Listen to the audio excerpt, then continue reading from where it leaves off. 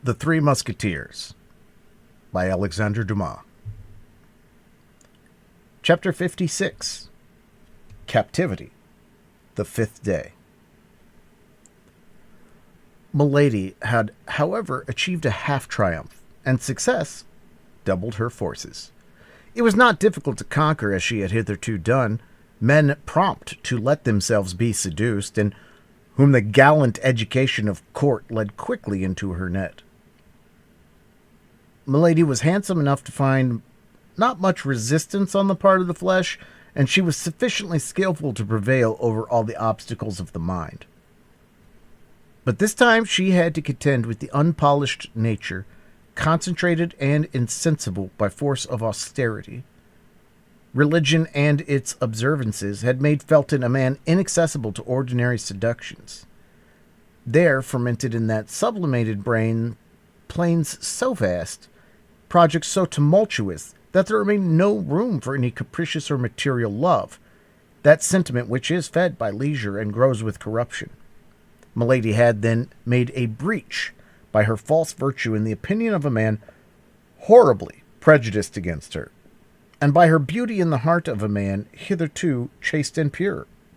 In short, she had taken the measure of motives hitherto unknown to herself, through this experiment, made upon the most rebellious subject that nature and religion could submit to her study. Many a time, nevertheless, during the evening, she despaired of fate and of herself.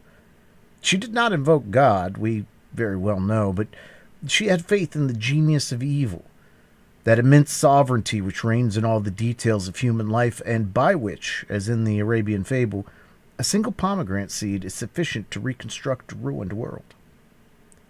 Milady, being well prepared for the reception of Felton, was able to erect her batteries for the next day. She knew she had only 2 days left, that when once the order was signed by Buckingham, and Buckingham would sign it, the more readily from its bearing a false name, and he could not, therefore, recognize the woman in question. Once this order was signed, we say, the Baron would make her embark immediately, and she knew very well that women condemned to exile employ arms much less powerful in their seductions than the pretendedly virtuous woman whose beauty is lighted by the sun of the world, whose style the voice of fashion lauds, and whom a halo of aristocracy gilds with enchanting splendors. To be a woman condemned to a painful and disgraceful punishment is no impediment to beauty, but it is an obstacle to the recovery of power. Like all persons of real genius, Milady knew what suited her nature and her means. Poverty was repugnant to her. Degradation took away 2/3 of her greatness. Milady was only a queen, while among queens. The pleasure of satisfied pride was necessary to her domination. To command inferior beings was rather a humiliation than a pleasure for her. She should certainly return from her exile. She did not doubt that for a single instant. But how long might this exile last? For an active, ambitious nature, like that of Milady, days not spent in climbing are inauspicious days. What word, then, can be found to describe the days which they occupy in descending?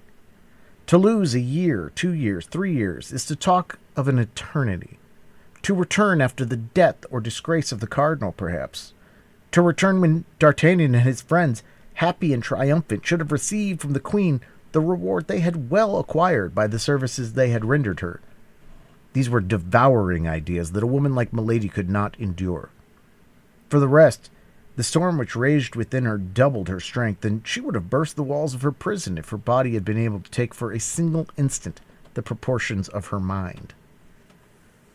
Then that which spurred her on additionally in the midst of all this was the remembrance of the cardinal. What must the mistrustful, restless, suspicious cardinal think of her silence? The cardinal, not merely her only support, her only prop, her only protector at present, but still further, the principal instrument of her future fortune and vengeance. She knew him. She knew that at her return from a fruitless journey it would be in vain to tell him of her imprisonment, in vain to enlarge upon the sufferings she had undergone. The cardinal would reply with the sarcastic calmness of the skeptic, strong at once by power and genius, You should not have allowed yourself to be taken." Then Milady collected all her energies, murmuring in the depths of her soul the name of Felton, the only beam of light that penetrated to her in the hell into which she had fallen. And like a serpent which folds and unfolds its rings to ascertain its strength, she enveloped Felton beforehand in the 1,000 meshes of her inventive imagination. Time, however, passed away. The hours, one after another, seemed to awaken the clock as they passed, and every blow of the brass hammer resounded upon the heart of the prisoner. At 9 o'clock, Lord de Winter made his customary visit, examined the window and the bars, sounded the floor and the walls, looked to the chimney and the doors without. During this long and minute examination, he or Milady pronouncing a single word. Doubtless both of them understood that the situation had become too serious to lose time in useless words and aimless wrath. "Well," said the Baron, on leaving her, "you will not escape tonight." At 10 o'clock, Felton came and placed the sentinel. Milady recognized his step. She was as well acquainted with it now as a mistress is that with the lover of her heart, and yet Milady at the same time detested and despised this weak fanatic. That was not the appointed hour. Felton did not enter. 2 hours after, at midnight sounded, the sentinel was relieved. This time it was the hour, and from this moment Milady waited with impatience.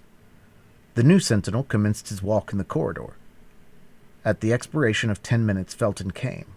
Milady was all attention. "Listen," said the young man to the sentinel. "On no pretense, leave the door, for you know that last night my lord punished a soldier for having quit his post for an instant, although I, during his absence, watched in his place." "Yes, I know it," said the soldier. "I recommend you therefore keep the strictest watch. For my part, I am going to pay a second visit to this woman, who I fear entertains sinister intentions upon her own life, and I have received orders to watch her." "Good," murmured Milady. "The austere Puritan lies." As to the soldier, he only smiled. "Zounds, Lieutenant," said he, "you are not unlucky in being charged with such commissions, particularly if my lord has authorized you to look into her bed." Felton blushed. Under any other circumstances, he would have reprimanded the soldier for indulging in such pleasantry, but his conscience murmured too loud for his mouth to dare speak. "If I call, come," said he. "If anyone comes, call me." "I will, Lieutenant," said the soldier. Felton entered Milady's apartment. Milady arose. "You are here," said she. "I promised to come," said Felton, "and I have come." "You promised me something else."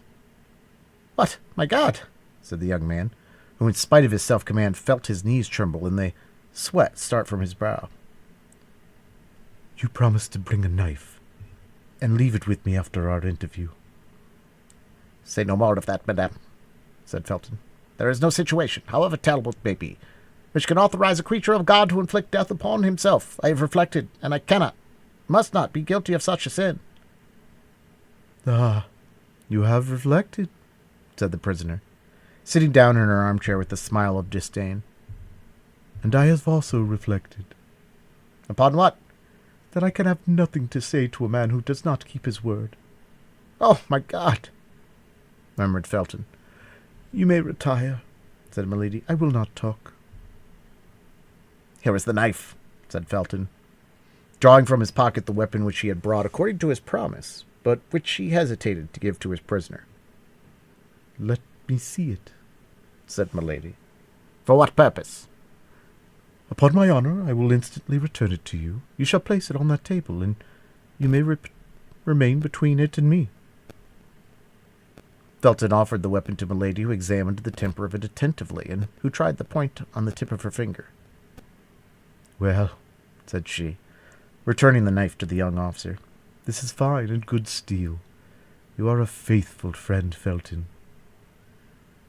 Felton took back the weapon and laid it upon the table as he had agreed with the prisoner. Milady followed him with her eyes and made a gesture of satisfaction. "Now," said she, Listen to me. The request was needless. The young officer stood upright before her, awaiting her words as if to devour them. Felton, said Milady, with a solemnity full of melancholy. Imagine that your sister, the daughter of your father, speaks to you. While yet young and fortunately handsome, I was dragged into a snare. I resisted. Ambushes and violences multiplied around me, but I resisted. The religion I serve, the God I adore, were blasphemed because I called upon that religion and that God, but still I resisted. Then outrages were heaped upon me, and as my soul was not subdued, they wished to defile my body forever. Finally, Milady stopped, and a bitter smile passed over her lips. Finally, said Felton, finally, what did they do? At length one evening my enemy resolved to paralyze the resistance he could not conquer. One evening he mixed a powerful narcotic with my water. Scarcely had I finished my repast when I felt myself sink by degrees into a strange torpor. Although I was without mistrust, a vague fear seized me, and I tried to struggle against sleepiness. I arose. I wished to run to the window and call for help, but my legs refused their office. It appears as if the ceiling sank upon my head and crushed me with its weight. I stretched out my arms. I tried to speak. I could only utter inarticulate sounds, and irresistible faintness came over me. I supported myself by a chair, feeling that I was about to fall, but this support was soon insufficient on account of my weak arms. I fell upon one knee, then upon both. I tried to pray, but my tongue was frozen. God doubtless neither heard nor saw me, and I sank upon the floor to pray to a slumber which resembled death. Of all that passed in that sleep, or the time which gilded away while it lasted, I have no remembrance. The only thing I recollect is that I awoke in bed in a round chamber, the furniture of which was sumptuous, and into which light only penetrated by an opening in the ceiling. No door gave entrance to the room. It might be called a magnificent prison. It was a long time before I was able to make out what place I was in, or to take account of the details I describe. My mind appeared to strive in vain to shake off the heavy darkness of the sleep from which I could not rouse myself. I had vague perceptions of space traversed, of the rolling of a carriage, of a horrible dream in which my strength had become exhausted, but all this was so dark and so indistinct in my mind that these events seemed to belong to another life than mine, and yet mixed with mine in fantastic duality. At times the state into which I had fallen appeared so strange that I believed myself dreaming. I arose trembling. My clothes were near on a chair. I neither remembered having undressed myself nor going to bed. Then by degrees the reality broke upon me. Full of chaste terrors, I was no longer in the house where I had dwelt. As well as I could judge by the light of the sun, the day was already 2/3 gone. It was the evening before when I had fallen asleep. My sleep then must have lasted 24 hours. What had taken place during this long sleep? I dressed myself as quickly as possible. My slow and stiff motions all attested to the effects of the narcotic were not yet entirely dissipated. The chamber was evidently furnished for the reception of a woman, and the most finished coquette could not have formed a wish, but on casting her eyes about the apartment she would have found that wish accomplished. Certainly I was not the first captive that had been shut up in this splendid prison, but you may easily comprehend, Felton, that the more superb the prison, the greater was my terror. Yes, it was a prison, for I tried in vain to get out of it. I sounded all the walls, in the hopes of discovering a door, but everywhere the walls returned a full and flat sound. I made the tour of the room at least 20 times in search of an outlet of some kind, but there was none. I sank exhausted with fatigue and terror into an armchair. Meantime, night came on rapidly, and with my terrors increased. I did not know but I had better remain where I was seated. It appeared that I was surrounded with unknown dangers into which I was about to fall at every instant. Although I had eaten nothing since the evening before, my fears prevented my feeling hunger. No noise from without by which I could measure the time reached me. I only supposed it must be 7 or 8 o'clock in the evening, for it was in the month of October, and it was quite dark. All at once the noise of a door turning on its hinges made me start. A globe of fire appeared above the glazed opening of the ceiling, casting a strong light into my chamber, and I perceived with terror that a man was standing a few paces of me. A table, with 2 covers, bearing a supper ready prepared, stood, as if by magic, in the middle of the apartment. That man was he who had pursued me during a whole year, who had vowed my dishonor, and who, by the first words that issued from his mouth, gave me to understand he had accomplished it the preceding night. "Scoundrel!" murmured Felton. "Oh, yes, scoundrel!" cried Milady, seeing the interest which the young officer, whose soul seemed to hang on her lips, took in the strange recital. "Oh, yes, scoundrel!" He believed, having triumphed over me in my sleep, that all was completed. He came hoping that I would accept my shame, as my shame was consummated. He came to offer his fortune in exchange for my love. All that the heart of a woman could contain of haughty contempt and disdainful words, I poured out upon this man. Doubtless he was accustomed to such reproaches, for he listened to me calm and smiling, with his arms crossed over his breast. Then, when he thought I had said all, he advanced toward me. I sprang toward the table. I seized a knife. I placed it to my breast. "Take one more step," said I, "and in addition to my dishonor, you shall have my death to reproach yourself with." There was no doubt in my look, my voice, my whole person, the sincerity of gesture, of attitude, of assent, which carries conviction to the most perverse minds, for he paused. "Your death?" said he. "Oh, no, you are too charming a mistress to allow me to consent you to lose thus, after I have had the happiness to possess you only a single time. Adieu, my charmer. I will wait to pay you my next visit till you are in a better humor." At these words he blew a whistle. The globe of fire which lighted the room reascended and disappeared. I found myself again in complete darkness. The same noise of a door opening and shutting was repeated the instant afterward. The flaming globe descended afresh, and I was completely alone. This moment was frightful. If I had any doubts as to my misfortune, these doubts had vanished in an overwhelming reality. I was in the power of a man whom I not only detested but despised, of a man capable of anything, and who had already given me a fatal proof of what he was able to do. But who, then, was this man? I passed the night on a chair, starting at the least noise, for toward midnight the lamp went out, and I was again in darkness. But the night passed away without any fresh attempt on part of my persecutor. Day came, the table had disappeared, only I still had the knife in my hand. This knife was my only hope. I was worn out with fatigue. Sleeplessness inflamed my eyes. I had not dared to sleep a single instant. The light of day reassured me. I went and threw myself on the bed without parting with the emancipating knife which I concealed under my pillow. When I awoke, a fresh meal was served. This time, in spite of my terrors, in spite of my agony, I began to feel a devouring hunger. It was 48 hours since I had taken any nourishment. I ate some bread and some fruit, then, remembering the narcotic mixed with the water I had drunk, I would not touch that which was placed on the table, but filled my glass at a marble fountain fixed in the wall over my dressing-table. And yet, notwithstanding these precautions, I remained for some time in a terrible agitation of mind, but my fears were this time ill-founded. I passed the day without experience anything of that kind I dreaded. I took the precaution to half empty the carafe, in order that my suspicions might not be noticed.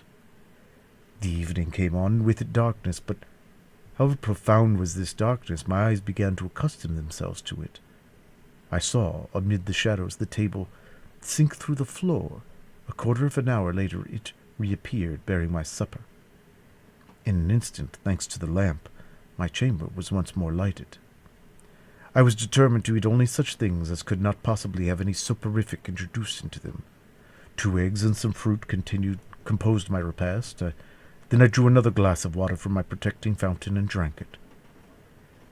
At the first swallow it appeared to me do not have the same taste as the morning. Suspicion instantly seized me. I paused, but I had already drunk half a glass.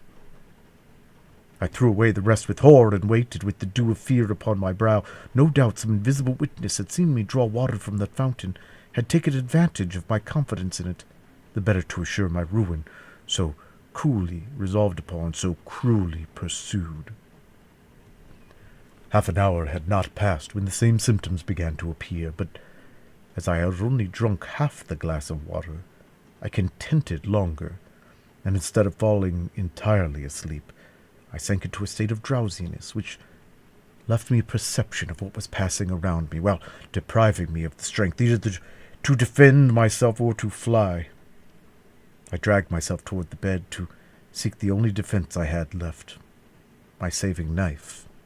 But before I could not reach the bolster, I sank on my knees, my hands clasped round one of the bedposts.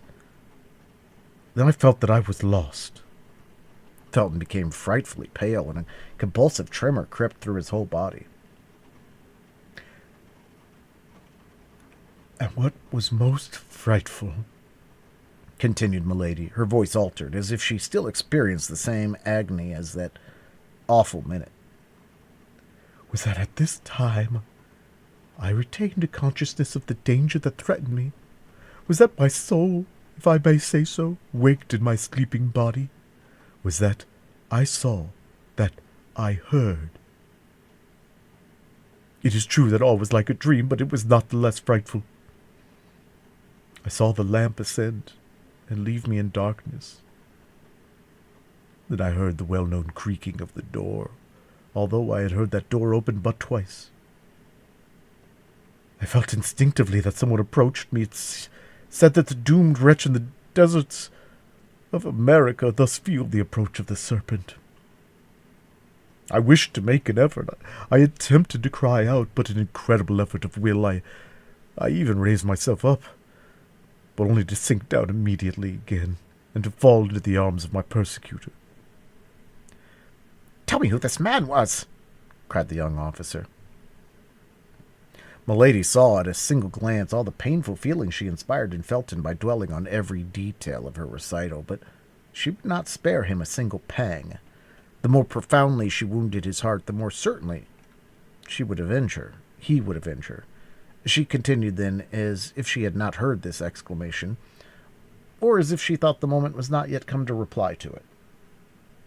Only this time it was no longer an inert body without feeling that the villain had to deal with. I have told you that without being able to regain the complete exercise of my faculties, I retained the sense of my danger. I struggled then with all my strength, and doubtless opposed, weak as I was, a long resistance, for I heard him cry out. These miserable Puritans, I knew very well that they tired of their executioners, but I did not believe them so strong against their lovers. Alas, this desperate resistance could not long last. I felt my strength fail, and this time it was not my sleep that enabled the coward to prevail, but my swoon. Felton listened without uttering any word or sound, except an inward expression of agony. The sweat streamed down his marble forehead, and his hand under his coat tore his breast. My first impulse, on coming to myself, was to feel under my pillow for the knife I had not been able to reach. If it had not been useful for defense, it might at least serve for expiation. But on taking this knife, Felton, a terrible idea occurred to me. I have sworn to tell you all. I will tell you all. I have promised you the truth. I will tell it, were it to destroy me. "The idea came into your mind to avenge yourself on this man, did it not?" cried Felton. "Yes," said Milady. "The idea was not that of a Christian, I knew. But without doubt, that eternal enemy of our souls, that lion roaring constantly around us, breathed it into my mind. In short, what shall I say to you, Felton?" continued Milady, in the tone of a woman accusing herself of a crime. "This idea occurred to me. and did not leave me. It is of this homicidal thought that I now bear the punishment. Continue, continue, said Felton. I'm eager to see you attain your vengeance. Oh, I resolved that it should take place on as soon as possible. I had no doubt he would return the following night. During the day, I had nothing to fear. When the hour of breakfast came, therefore, I did not hesitate to eat and drink. I had determined to make believe sup, but to eat nothing. I was forced, then, to combat the fast of the evening with the nourishment of the morning. Only I concealed a glass of water, which remained after my breakfast, thirst having been the chief of my sufferings when I remained 48 hours without eating or drinking. The day passed away without having any other influence on me than to strengthen the resolution I had formed. Only I took care that my face should not betray the thoughts of my heart, for I had no doubt I was watched. Several times, even, I felt a smile on my lips. Felton, I dare not tell you at what idea I smiled. You would hold me in horror. Go on, said Felton. You see plainly that I listen, that I am anxious to know the end. Evening came. The ordinary events took place. During that darkness, as before, my supper was brought. Then the lamp was lighted, and I sat down to table.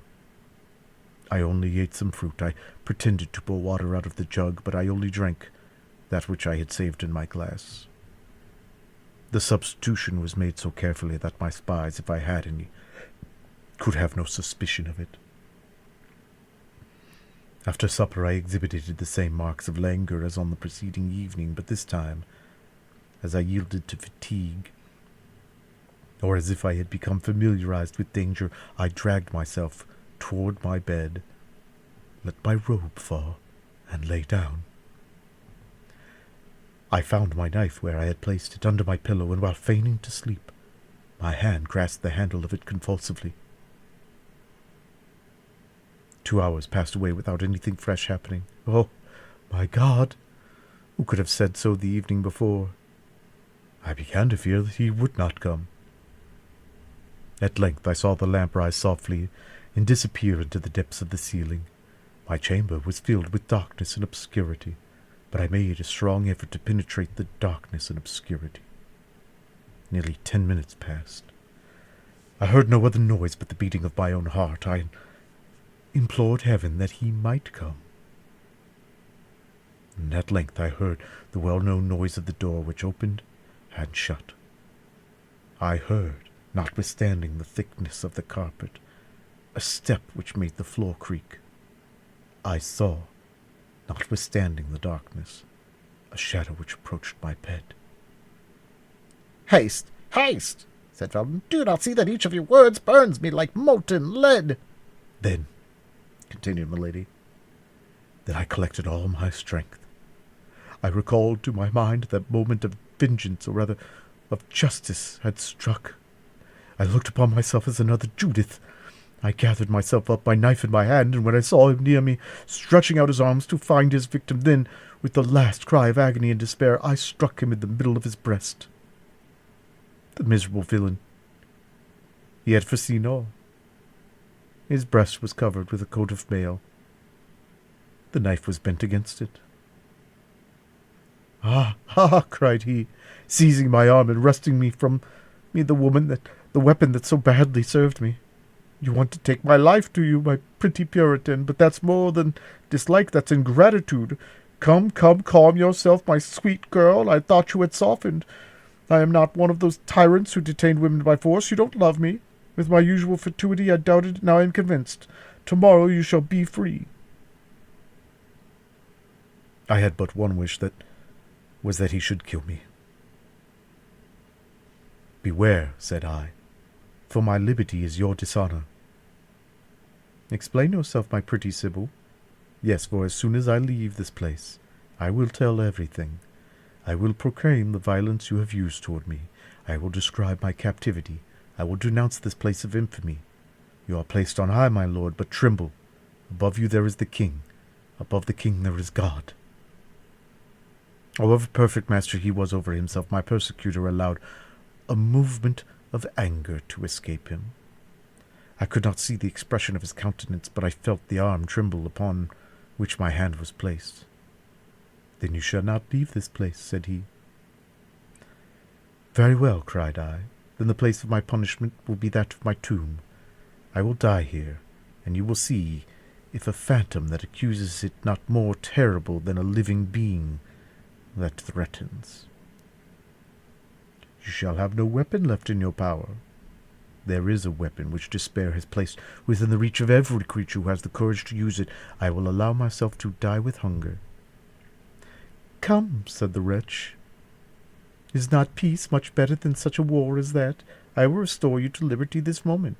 I will proclaim you a piece of immaculate virtue. I will name you the Lucretia of England. And I will say that you are the Sextus. I will denounce you before men as I have denounced you before God, and if it be necessary that, like Lucretia, I should sign my accusation with my blood, I will sign it." "Ah," said the enemy, in a jeering tone. "That's quite another thing. My faith, everything considered, you are very well off here. You shall want for nothing, and if you let yourself die of hunger, that will be your own fault." At these words he retired. I heard the door open and shut, and I remained overwhelmed, less, I confess it, by my grief than by the mortification of not having avenged myself. He kept his word. All the day or the next night passed away without my seeing him again, but I also kept my word with him, and I neither ate nor drank. I was, as I told him, resolved to die of hunger.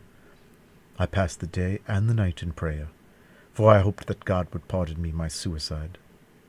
The second night the door opened. I was lying on the floor, for my strength began to abandon me.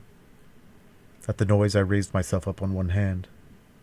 "Well," said a voice which vibrated in too terrible a manner in my ear not to be recognized. "Well, are we softened a little? Will we not pay for our liberty with a single promise of silence? Come, I am a good sort of a prince," added he, "and although I like not Puritans, I do them justice. It is the same with Puritanesses, when they are pretty. Come, take a little oath for me on the cross. I won't ask anything more of you." "On the cross!" cried I, rising, for that abhorred voice I had recovered all my strength. "On the cross I swear that no promise, no menace, no force, no torture shall close my mouth. On the cross I swear to denounce you everywhere as a murderer, as a thief of honor, as a base coward. On the cross I swear, if I ever leave this place, to call down vengeance upon you from the whole human race." "Beware," said the voice, in a threatening accent I had never yet heard. "I have an extraordinary means which I will not employ but in the last extremity to close your mouth, or at least to prevent anyone from believing a word you may utter." I mustered all my strength to reply him with a burst of laughter. He saw that it was a merciless war between us, a war to the death. "Listen," said he. "I give you the rest of tonight and all day tomorrow. Reflect. Promise to be silent, and riches, consideration, even honor shall surround you. Threaten to speak, and I will condemn you to infamy." "You?" cried I. "You?" "To interminable, ineffaceable infamy." "You?" repeated I. "Oh, I declare to you, Felton, I thought him mad." Yes, I," replied he. "Oh, leave me," said I. "Begone, if you do not desire to see me dash my head against that wall before your very eyes." "Very well, 'tis your own doing. Till tomorrow evening, then." "Till tomorrow evening, then," replied I, allowing myself to fall and biting the carpet with rage. Felton leaned forward for support upon a piece of furniture, and Milady saw, with the joy of a demon, that his strength would fail him before the end of her recital. Chapter 57. Means for Classical Tragedy. After a moment of silence employed by Milady in observing the young man who listened to her, Milady continued her recital. "It was nearly 3 days since I had eaten or drunk anything. I suffered frightful torments. At times there passed before me clouds which pressed my brow, which veiled my eyes. This was delirium. When the evening came, I was so weak that every time I fainted I thanked God, for I thought I was about to die. In the midst of one of these swoons I heard the door open. Terror recalled me to myself. He entered the apartment, followed by a man in a mask. He was masked likewise, but I knew his step. I knew his voice. I knew him by that imposing bearing which hell has bestowed upon his person for the curse of humanity.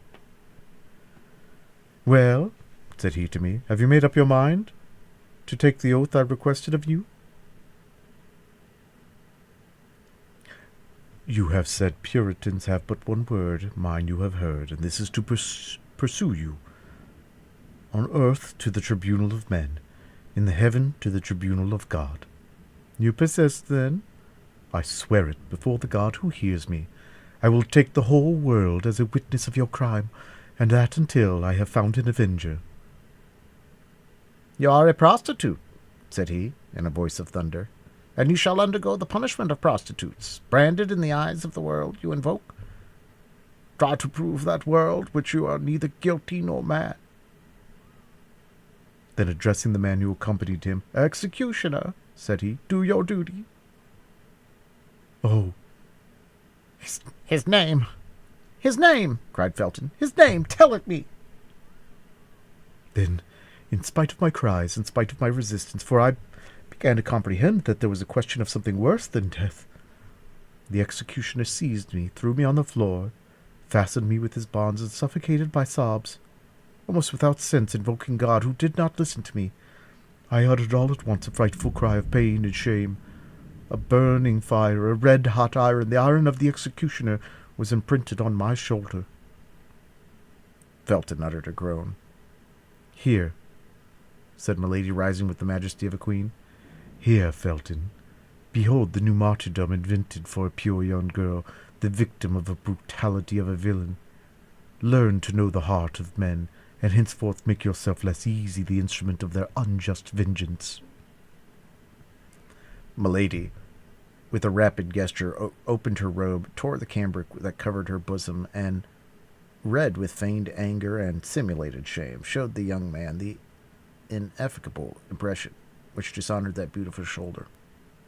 "But," cried Felton, "that is a fleur-de-lis which I see there." "And therein consisted the infamy," replied Milady. "The brand of England. It would be necessary to prove what tribunal had imposed it on me, and I could have made a public appeal to all the tribunals of the kingdom.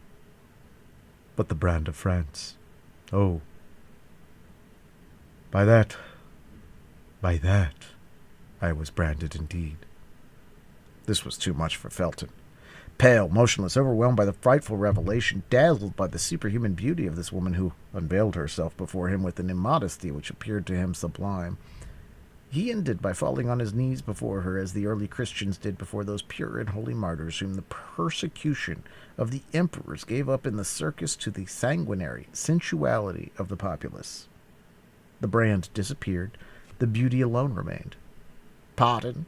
Pardon!" cried Felton. "Oh, pardon!" Milady read in his eyes, love, love. "Pardon for what?" asked she. "Pardon me for having joined with your persecutors." Milady held out her hand to him. "So beautiful, so young!" cried Felton, covering that hand with his kisses. Milady let one of those looks fall upon him which make a slave of a king. Felton was a Puritan. He abandoned the hand of this woman to kiss her feet. He no longer loved her. He adored her. When this crisis was past, when Milady appeared to have resumed her self-possession, which she had never lost, when Felton had seen her recover with the veil of chastity those treasures of love which were only concealed from him to make him desire them the more ardently, he said, Now, I have only one thing to ask of you. That is, the name of your true executioner. For to me there is but one. The other was an instrument, that was all." "What, brother?" cried Milady. "Must I name him again? Have you not yet divined who he is?" "What? cried Felton. He? Again he? Always he? What? The truly guilty? The truly guilty, said Milady, is the ravager of England, the persecutor of true believers, the base ravisher of the honor of so many women, he who, to satisfy a caprice of his corrupt heart, is about to make England shed so much blood, who protects the Protestants today and will betray them tomorrow. Buckingham! It is, then, Buckingham! Cried Felton, in a high state of excitement. Milady concealed her face in her hands, as if she could not endure the shame which this name recalled to her. Buckingham! The executioner of this angelic creature! Cried Felton. And thou hast not hurled thy thunder at him, my God! And thou hast left him a noble, honoured, powerful, for the ruin of us all. God abandons him who abandons himself, said Milady.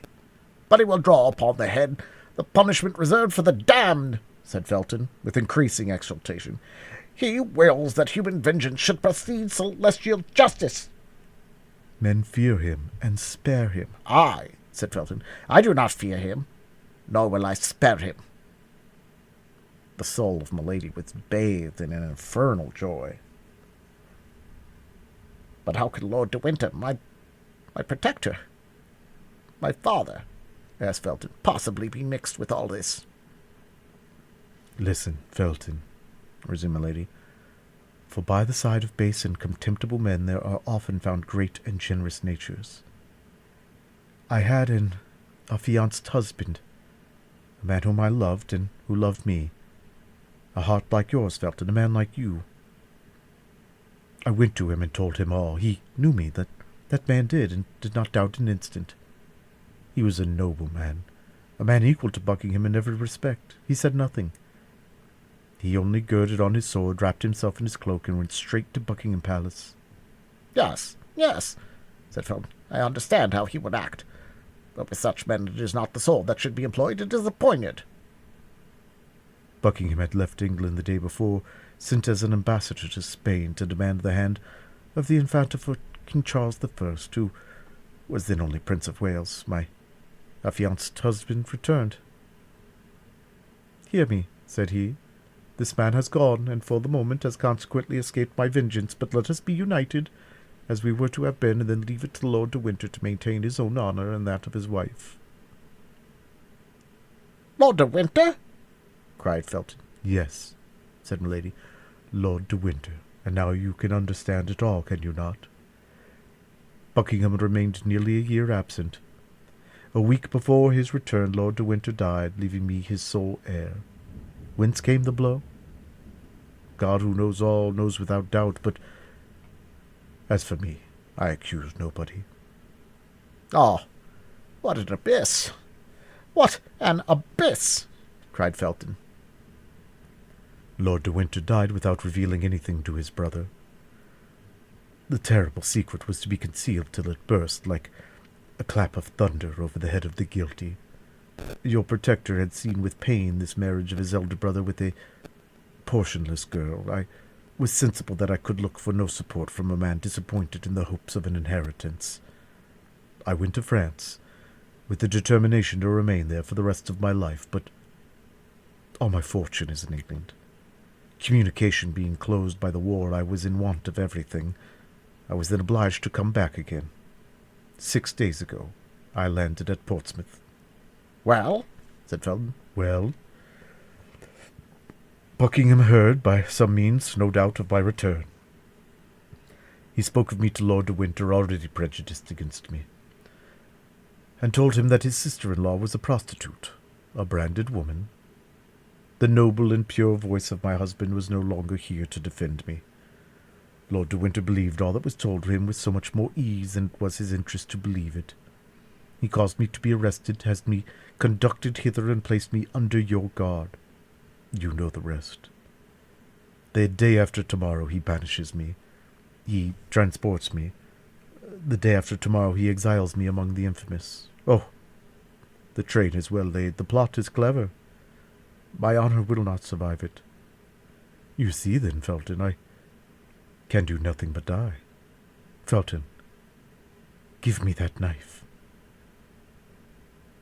And at these words, as if all her strength was exhausted, Milady sank, weak and languishing, into the arms of the young officer, who, intoxicated with love, anger, and voluptuous sensations hitherto unknown, received her with transport, pressed her against his heart, all trembling at the breath from that charming mouth, bewildered by the contact with that palpitating bosom. "No, no," said he, "no. You shall live honored and pure. You shall live to triumph over your enemies."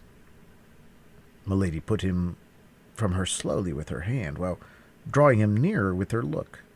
But Felton, in his turn, embraced her more closely, imploring her like a divinity. "Oh, death, death," said she, lowering her voice and her eyelids. "Oh, death, rather than shame.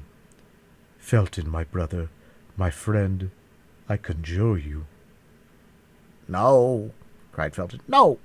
You shall live, and you shall be avenged." "Felton, I bring misfortune to all who surround me. Felton, abandon me.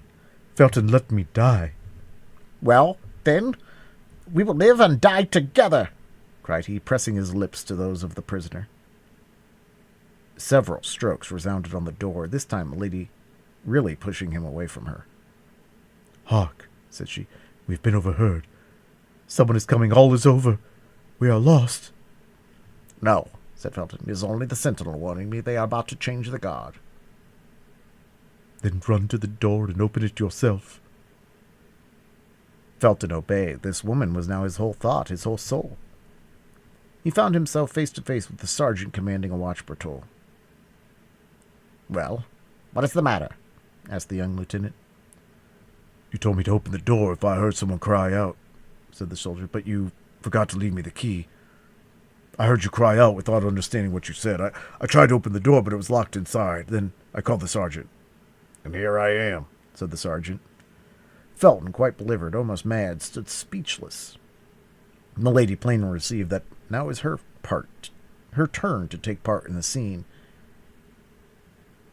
She ran to the table, and seizing the knife which Felton had laid down, exclaimed, "And by what right will you prevent me from dying?" "Great God!" exclaimed Felton, on seeing the knife glitter in her hand. At that moment a burst of ironical laughter resounded through the room. The baron, attracted by the noise, in his chamber gown, his sword under his arm, stood in the doorway. "Ah!" said he, "here we are, at the last act of the tragedy. You see, Felton, the drama has gone through all the phases I named, but be easy, no blood will flow." Milady perceived all was lost, unless she gave Felton an immediate and terrible proof of her courage. "You are mistaken, my lord. Blood will flow, and may that blood fall back on those whose cause it is to flow." Felton uttered a cry and rushed towards her. He was too late. Milady had stabbed herself. But the knife had fortunately, we ought to say skillfully, come in contact with the steel busk which at that period, like a cuirass, defended the chests of women. It had gilded down it, tearing the robe, and had penetrated slantingly between the flesh and the ribs. Milady's robe was not the less stained with blood in a second.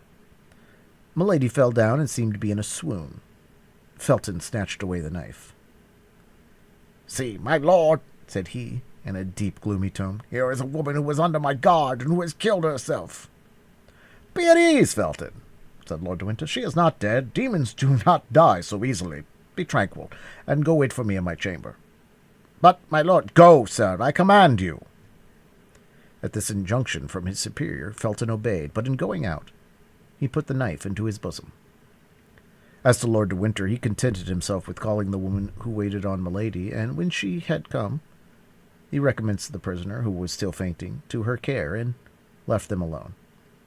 Meanwhile, all things considered, and notwithstanding his suspicions, as the wound might be serious, he immediately sent off a mounted man to find a physician. Chapter 58. Escape. As Lord de Winter had thought, Milady's wound was not dangerous. So soon as she was left alone with the woman whom the baron had summoned to her assistance, she opened her eyes. It was, however, necessary to affect weakness and pain, not a very difficult task for so finished an actress as Milady. Thus the poor woman was completely the dupe of the prisoner, whom, notwithstanding her hints, she persisted in watching all night. But the presence of this woman did not prevent Milady from thinking. There was no longer a doubt that Felton was convinced. Felton was hers. If an angel appeared to that young man as an accuser of Milady, he would take him, in the mental disposition in which he now found himself, for a messenger sent by the devil. Milady smiled at this thought, for Felton was now her only hope, her only means of safety. But Lord de Winter might suspect him. Felton himself might now be watched. Toward 4 o'clock in the morning, the doctor arrived, but since the time Milady stabbed herself, however short, the wound had closed. The doctor could therefore measure neither the direction nor the depth of it. He only satisfied himself, by Milady's pulse, that the case was not serious. In the morning, Milady, under the pretext that she had not slept well in the night and wanted rest, sent away the woman who attended her. She had one hope, which is that Felton would appear at the breakfast hour. But Felton did not come. Were her fears realized? Was Felton, suspected by the Baron, about to fail at the decisive moment? She had only 1 day left. Lord de Winter had announced her embarkation for the 23rd, and it was now the morning of the 22nd. Nevertheless, she still waited patiently till the hour for dinner. Although she had eaten nothing in the morning, the dinner was brought in at its usual time. Milady then perceived with terror that the uniform of the soldiers who guarded her was changed. Then she ventured to ask what had become of Felton. She was told that he had left the castle an hour before on horseback. She inquired if the Baron was still at the castle. The soldier replied that he was, and that he had given orders to be informed if the prisoner wished to speak to him. Milady replied that she was too weak at present, and that her only desire was to be left alone. The soldier went out, leaving the dinner served. Felton was sent away. The Marines were removed. Felton was then mistrusted. This was the last blow to the prisoner. Left alone, she rose. The bed, which she had kept from prudence, and that they might believe her seriously wounded, burned her like a bed of fire. She cast a glance at the door. The Baron had had a plank nailed over the grating. He, no doubt, feared that by this opening she might still, by some diabolical means, corrupt her guards. Milady smiled with joy. She was now free to give way to her transports without being observed. She traversed her chamber with the excitement of a furious maniac or of a tigress shut up in an iron cage. Certes, if the knife had been left in her power, she would now have thought not of killing herself, but of killing the Baron. At 6 o'clock, Lord de Winter came in. He was armed at all points. This man, in whom Milady, till that time, had only seen a very simple gentleman, had become an admirable jailer. He appeared to foresee all, to divine all, to anticipate all. A single look at Milady apprised him of all that was passing in her mind. "Hi," said he. "I see, but you shall not kill me today. You have no longer a weapon, and besides, I am on my guard. You had begun to pervert my poor Felton. He was yielding to your infernal influence, but I will save him. He will never see you again. All is over. Get your clothes together. Tomorrow you will go. I had fixed the embarkation for the 24th, but I have reflected that the more promptly the affair takes place, the more sure it will be. Tomorrow, by 12 o'clock, I shall have the order for your exile signed, Buckingham. If you speak a single word to anyone before going aboard ship, my sergeant will blow your brains out. He has orders to do so. If, when on the ship, you speak a single word to anyone before the captain permits you, the captain will have you thrown into the sea. That is agreed upon. Au revoir, then. That is all I have to say. Tomorrow I will see you again to take my leave." With these words, the Baron went out. Milady had listened to all this menacing tirade with a smile of disdain on her lips, but rage in her heart. Supper was served. Milady felt that she stood in need of all her strength. She did not know what might take place during this night which approached so menacingly, for large masses of clouds rolled over the face of the sky, and distant lightning announced a storm. The storm broke out about 10 o'clock. Milady felt a consolation in seeing nature partake of the disorder of her heart. The thunder growled in the air like the passion and anger in her thoughts. It appeared to her that the blast as it swept along disheveled her brow, as it bowed the branches of the trees and bore away their leaves. She howled as the hurricane howled, and her voice was lost in the great voice of nature, which also seemed to groan with despair. All at once she heard a tap at her window, and by the help of a flash of lightning she saw the face of a man appear behind the bars. She ran to the window and opened it. "Felton," cried she, "I am saved." "Yes," said Felton, "but silence, silence. I must have time to file through these bars. Only take care that I am not seen through the wicket." "Oh, it is a proof that the Lord is on our side, Felton," replied Milady. "They have closed up the grating with a board." "That is well. God has made them senseless," said Felton. "But what must I do?" asked Milady. Nothing. Only shut the window. Go to bed, or at least lie down in your clothes. As soon as I have done, I will knock on the pane of one of the glass. But you will be able to follow me?" "Oh, yes." "Your wound?" "Gives me pain, but will not prevent my walking." "Get ready, then, at the first signal."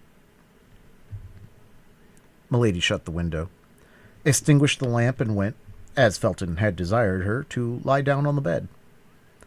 Amid the moaning of the storm she heard the grinding of the file upon the bars, and by the light of every flash she perceived the shadow of Felton through the panes. She passed an hour without breathing, panting, with a cold sweat upon her brow, and her heart oppressed by a frightful agony at every movement she heard in the corridor. There are hours which last a year. At the expiration of an hour, Felton tapped again. Milady sprang out of bed and opened the window. 2 bars, removed, formed an opening for a man to pass through. "Are you ready?" asked Felton. "Yes. Must I take anything with me?" "Money, if you have any." "Yes, fortunately they have left me all I had." "So much for the better, for I have expended all mine in chartering a vessel." "Here," said Milady, placing a bag full of louis in Felton's hands. Felton took the bag and threw it to the foot of the wall. "Now," said he, "will you come?" "I am ready." Milady mounted upon a chair and passed the upper part of her body through the window. She saw the young officer suspended over the abyss by a ladder of ropes. For the first time an emotion of terror reminded her that she was a woman. The dark space frightened her. "I expected this," said Felton. It's nothing," said Milady. "I will descend with my eyes shut." "Have you confidence in me?" said Felton. "You ask that?" "Put your 2 hands together. Cross them. That's right." Felton tied her 2 wrists together with his handkerchief, and then with the cord over the handkerchief. "What are you doing?" asked Milady with a surprise. "Pass your arms around my neck, and fear nothing." "But I shall make you lose your balance, and we shall both be dashed to pieces." "Don't be afraid. I am a sailor." Not a second was to be lost. Milady passed her 2 arms around Felton's neck and let herself slip out of the window. Felton began to descend the ladder slowly, step by step, despite the weight of 2 bodies. The blast of the hurricane shook them in the air. All at once Felton stopped. "What is the matter?" asked Milady. "Silence," said Felton. "I hear footsteps." "We are discovered." There was a silence of several seconds. "No," said Felton, "it is nothing." "But what then is the noise?" "That of the patrol going their rounds." "Where is their road?" "Just under us." "They will discover us." "No, if it does not lighten." "But they will run against the bottom of the ladder." "Fortunately, it is too short by 6 feet." "Here they are. By God!" "Silence!" Both remained suspended, motionless, and breathless within 20 paces of the ground, while the patrol passed between them, laughing and talking. This was a terrible moment for the fugitives. The patrol passed, the noise of their retreating footsteps and the murmur of their voices soon died away. "Now," said Felton, "we are safe." Milady breathed a deep sigh and fainted. Felton continued to descend. Near the bottom of the ladder, when he found no more support for his feet, he clung with his hands. At length, arrived at the last step, he let himself hang by the strength of his wrists and touched the ground. He stooped down, picked up the bag of money, and placed it between his teeth. Then he took Milady in his arms and set off briskly in the direction opposite to that which the patrol had taken. He soon left the pathway of the patrol, descended across the rocks, and when arrived on the edge of the sea, whistled. A similar signal replied to him, and 5 minutes after a boat appeared, rowed by 4 men. The boat approached as near as it could to the shore, but there was not depth enough of water for it to touch land. Felton walked into the soup up to his middle, being unwilling to trust his precious burden to anybody. Fortunately, the storms began to subside, but still the sea was disturbed. The little boat bounded over the waves like a nutshell. "To the sloop," said Felton, "and row quickly." The 4 men bent to their oars, but the sea was too high to let them get much hold of it. However, they left the castle behind. That was the principal thing. The night was extremely dark. It was almost impossible to see the shore from the boat. They would therefore be less likely to see the boat from the shore. A black point floated on the sea. That was the sloop. While the boat was advancing with all the speed its 4 rowers could give it, Felton untied the cord and then the handkerchief which bound Milady's hands together. When her hands were loosed, he took some seawater and sprinkled it over her face. Milady breathed a sigh and opened her eyes. Where am I?" said she. "Saved," replied the young officer. "Oh, saved, saved!" cried she. "Yes, there is the sky, there is the air. The air I breathe is the air of liberty. Ah, thanks, Felton, thanks." The young man pressed her to his heart. "But what is the matter with my hands?" asked Milady. "It seems as if my wrists had been crushed in a vice." Milady held out her arms. Her wrists were bruised. "Alas," said Felton, looking at those beautiful hands and shaking his head sorrowfully. "Oh, it's nothing, nothing," cried Milady. "I remember now." Milady looked around her as if in search of something. "It is there," said Felton, touching the bag of money with his foot. They drew near the sloop. A sailor on the watch hailed the boat. The boat replied. "What vessel is that?" asked Milady. "The one I have hired for you." "Where will it take me?" "Where you please, after you have put me on shore at Portsmouth." "What are you going to do at Portsmouth?" asked Milady. "Accomplish the orders of Lord de Winter," said Felton, with a gloomy smile. "What orders?" asked Milady. "You do not understand?" asked Felton. "No, explain yourself, I beg." "As he mistrusted me, he determined to guard you himself, and sent me in his place to get Buckingham to sign the order for your transportation." "But if he mistrusted you, how could he confide such an order to you?" "How could I know what I was the bearer of?" "That's true. And you are going to Portsmouth?" "I have no time to lose. Tomorrow is the 23rd, and Buckingham sets sail tomorrow with his fleet." "He sets sail tomorrow? Where for?" "For La Rochelle." "He need not sail," cried Milady, forgetting her usual presence of mind. "Be satisfied," replied Felton. "He will not sail." Milady started with joy. She could read to the depths of the heart of this young man. The death of Buckingham was written there at full length. "Felton," cried she, "you are as great as Judas Maccabeus. If you die, I will die with you. That is all I can say to you." "Silence!" cried Felton. "We are here." In fact, they touched the sloop. Milton mounted the ladder first and gave his hand to Milady, while the sailors supported her, for the sea was still much agitated. An instant after, they were on the deck. "Captain," said Felton, "this is the person of whom I spoke to you, and whom you must convey safe and sound to France." "For 1,000 pistoles," said the captain. "I have paid you 500 of them." "That's correct," said the captain. "And here are the other 500, replied Milady, placing her hand upon the bag of gold. "Nah," said the captain, "I make but one bargain. and I have agreed with this young man that the other 500 shall not be due me until we arrive at Boulogne. And shall we arrive there? Safe and sound, as true as my name's Jack Butler.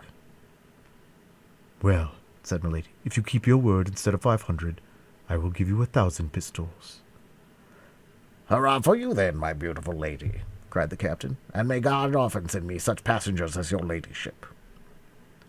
Meanwhile, said Felton, convey me to the little bay of... You know as agreed you should put me there.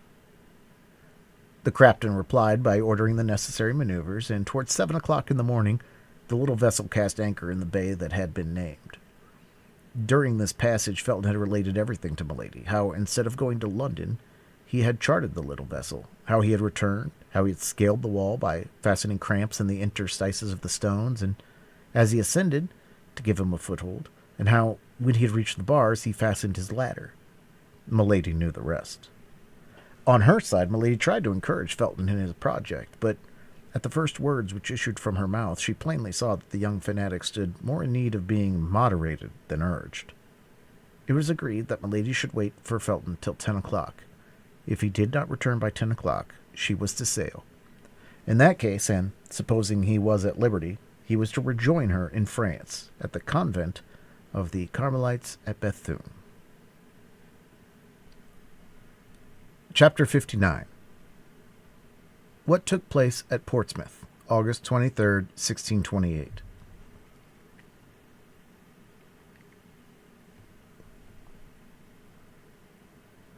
Felton took leave of Milady as a brother about to go for a mere walk takes leave of his sister, kissing her hand.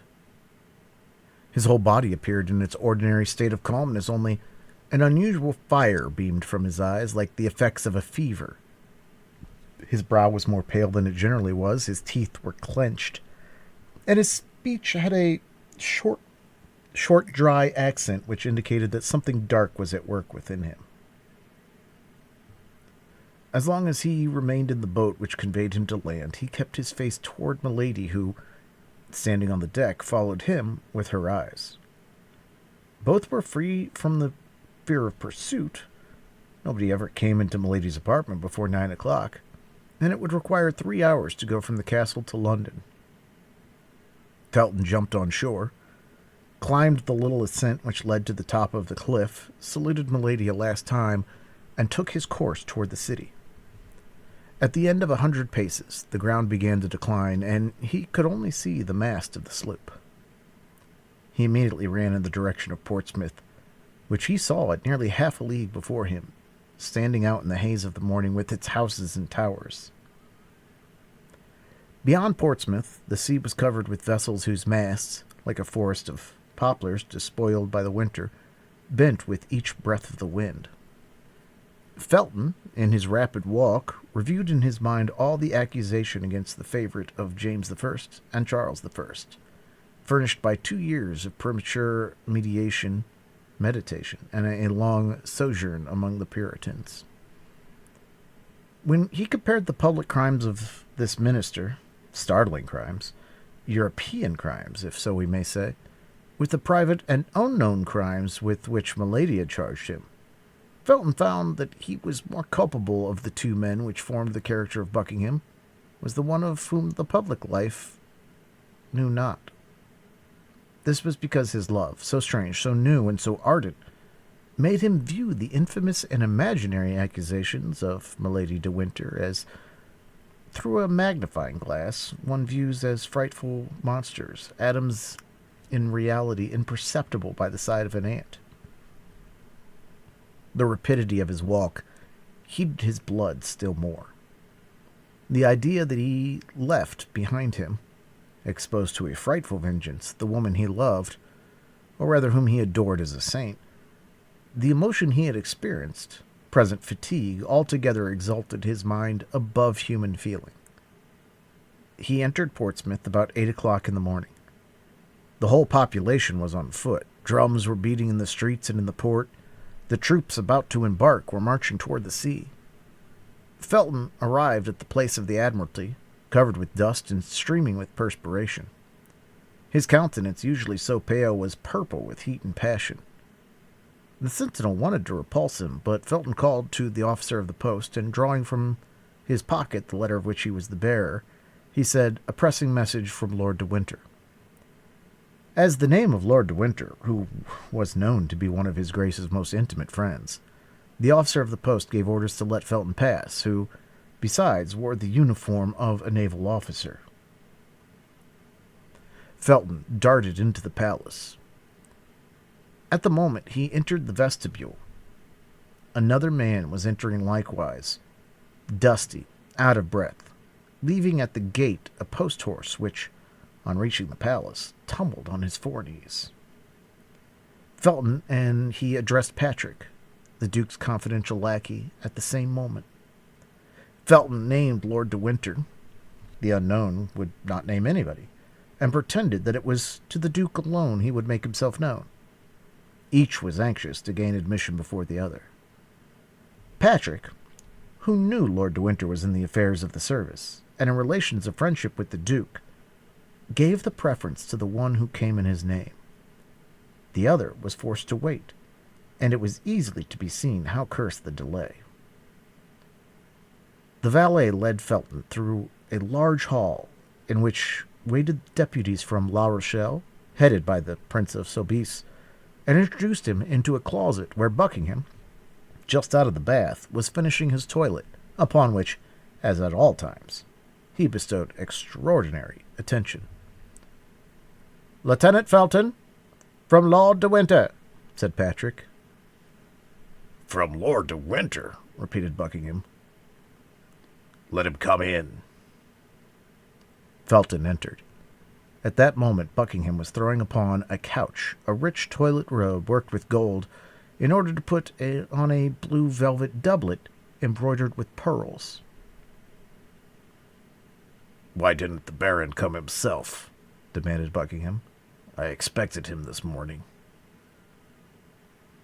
"He desired me to tell your Grace," replied Felton, "that he very much regretted not having that honor, and that he was prevented by the guard he is obliged to keep at the castle." "Yes, I know that," said Buckingham. "He has a prisoner." "It is of that prisoner that I wish to speak to your Grace," replied Felton. "Well then, speak." "That which I have to say of her can only be heard by yourself, my lord." "Leave us, Patrick," said Buckingham, "but remain within the sound of the bell. I shall call you presently." Patrick went out. "We are alone, sir," said Buckingham. "Speak." "My lord," said Felton, "the Baron de Winter wrote to you the other day to request you to sign an order of embarkation relative to a young woman named Charlotte Baxon." "Yes, sir," and I answered him to bring or send me the order, and I would sign it. "Here it is, my lord." "Give it to me," said the Duke. And taking it from Felton, he cast a rapid glance over the paper, and perceiving that it was the one that had been mentioned to him, he placed it on the table, took a pen, and prepared to sign it. "Pardon, my lord," said Felton, stopping the Duke. "but does your Grace know that the name of Charlotte Baxon is not the true name of this young woman?" "Yes, sir, I know it," replied the Duke, dipping the quill in the ink. "Then your Grace knows her real name?" asked Felton, in a sharp tone. "I know it." And the Duke put the quill to the paper. Felton grew pale. "And knowing that real name, my lord," replied Felton, "will you sign it all the same?" "Doubtless," said Buckingham. "and rather twice than once." "I cannot believe," continued Felton, in a voice that became more sharp and rough, "that your Grace knows it is to be Milady de Winter this relates." "I know it perfectly, although I am astonished that you know it."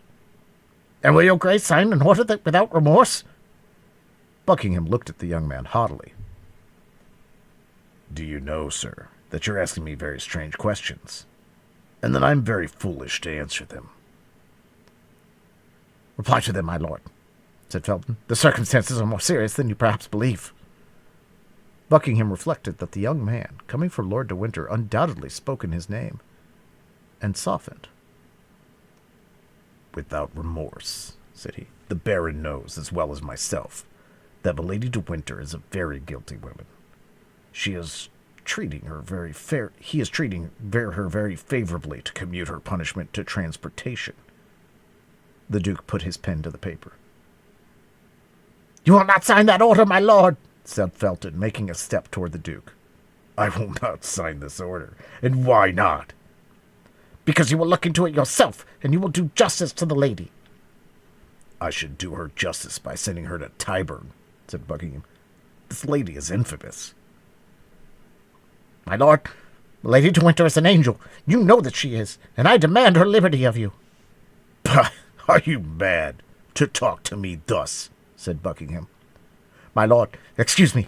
I speak as I can. I restrain myself, but, my lord, think of what you're about to do, and beware of going too far. What do you say?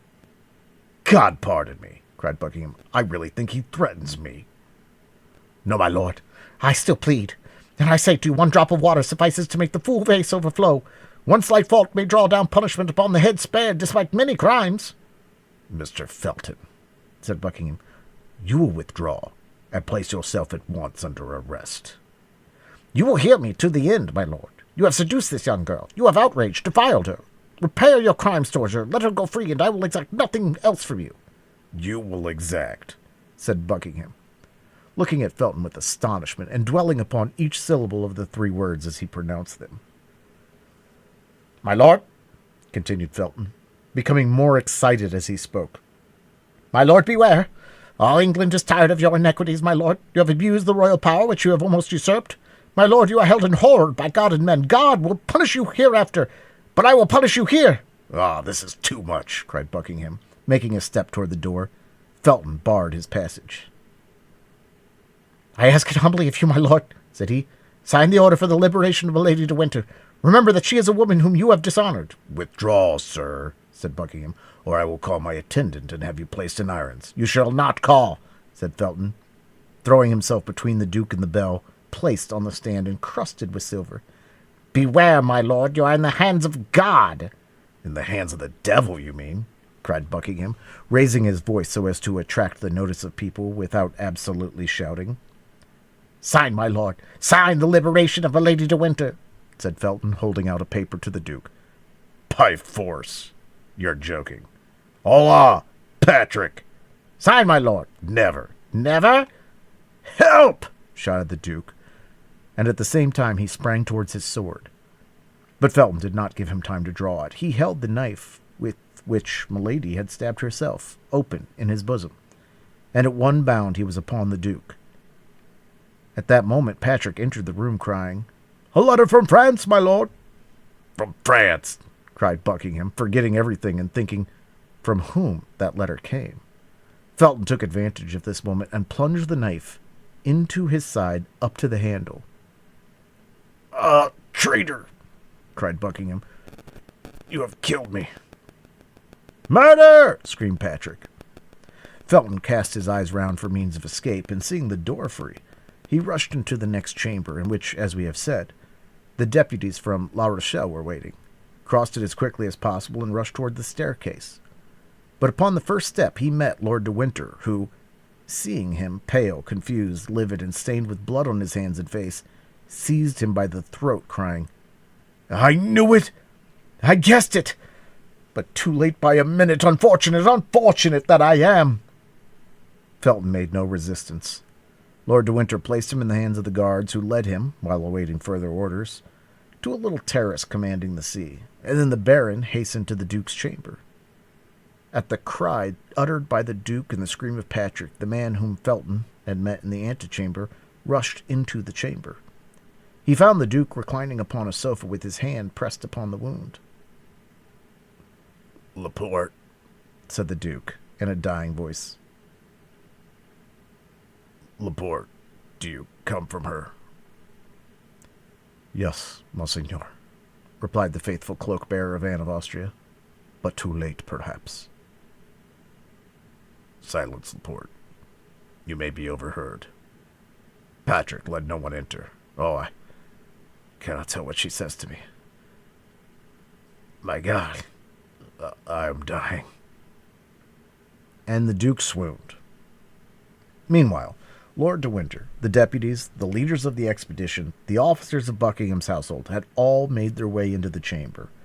Cries of despair resounded on all sides. The news, which filled the palace with tears and groans, soon became known and spread itself throughout the city.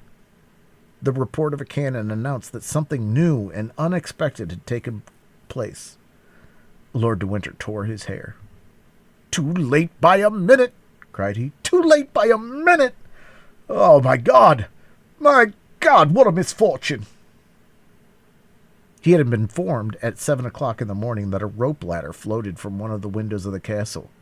He had hastened to Milady's chamber, had found it empty, the window open and the bars filed, had remembered the verbal caution D'Artagnan had transmitted to him by his messenger, had trembled for the Duke, and running to the stable without taking time to have a horse saddled, had jumped upon the first he found, had galloped off like the wind, had alighted below in the courtyard, had ascended the stairs precipitately, and on the top step, as we have said, had encountered Felton.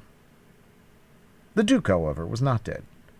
He recovered a little, reopened his eyes, and hope revived in all hearts. "Gentlemen," said he, "leave me alone with Patrick and Laporte. Ah, is that you, De Winter? You sent me a strange madman this morning. See the state in which he has put me." "Oh, my lord," cried the Baron, "I shall never console myself." "Then you would be quite wrong, my dear Winter," said Buckingham, holding out his hand to him. "I do not know the man who deserves being regretted during the whole life of another man. But leave us, I pray you." The Baron went out sobbing. There only remained in the closet of the wounded Duke Laporte and Patrick. A physician was sought for, but none was yet found. "You will live, my lord, you will live," repeated the faithful servant of Anne of Austria, on his knees before the Duke's sofa.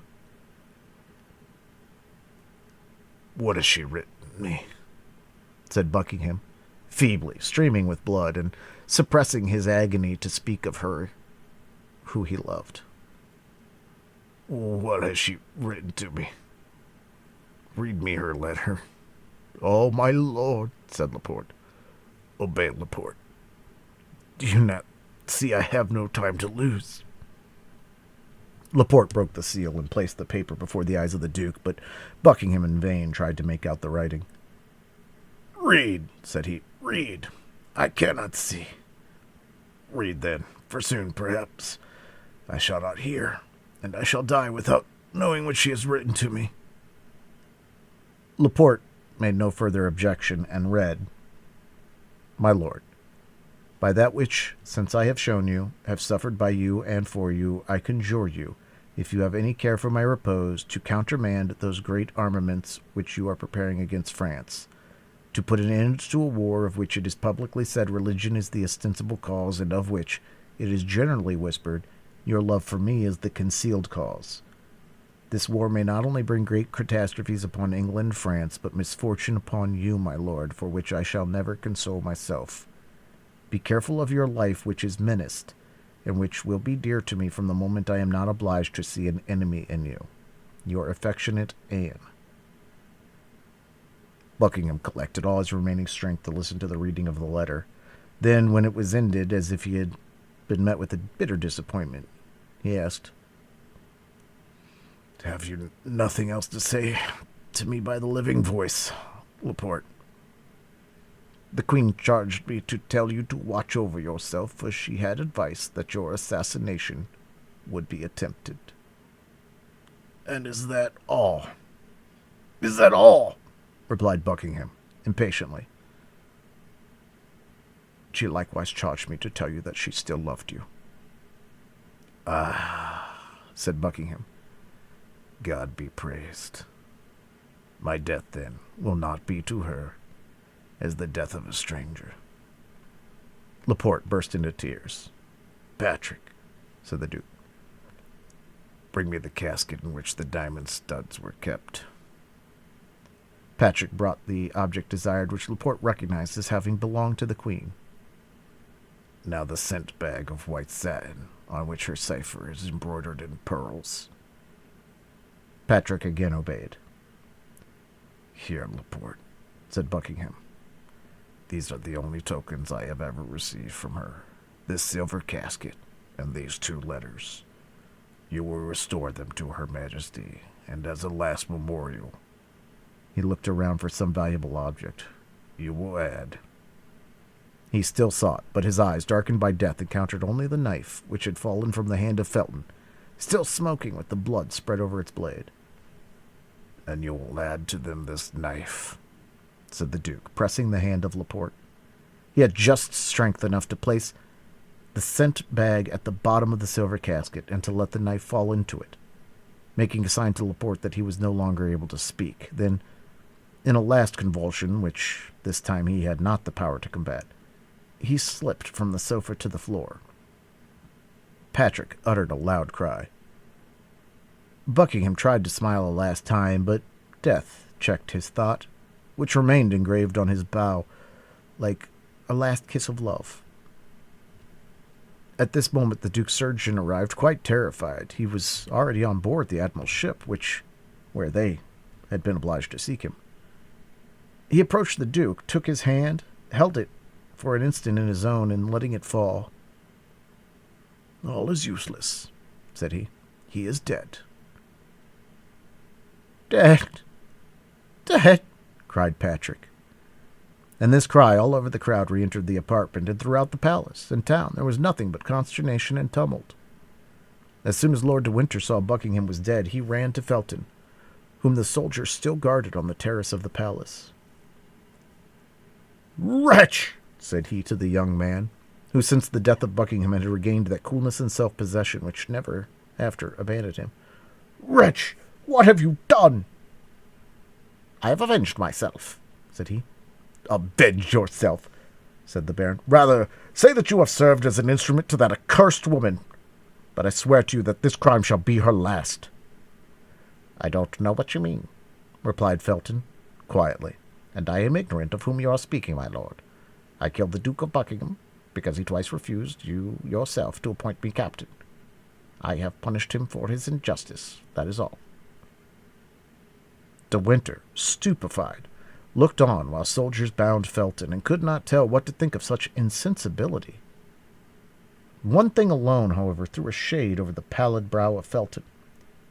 At every noise he heard, the simple Puritan fancied he recognized the step and voice of Milady coming to throw herself into his arms, to accuse herself and die with him. All at once he started. His eyes became fixed upon a point of the sea commanded by the terrace where he was. With the eagle glance of a sailor, he had recognized there, where another would have seen only a gull hovering over the waves, the sail of a sloop, which was directed towards the coast of France. He grew deadly pale, placed his hand upon his heart, which was breaking, and at once perceived all the treachery.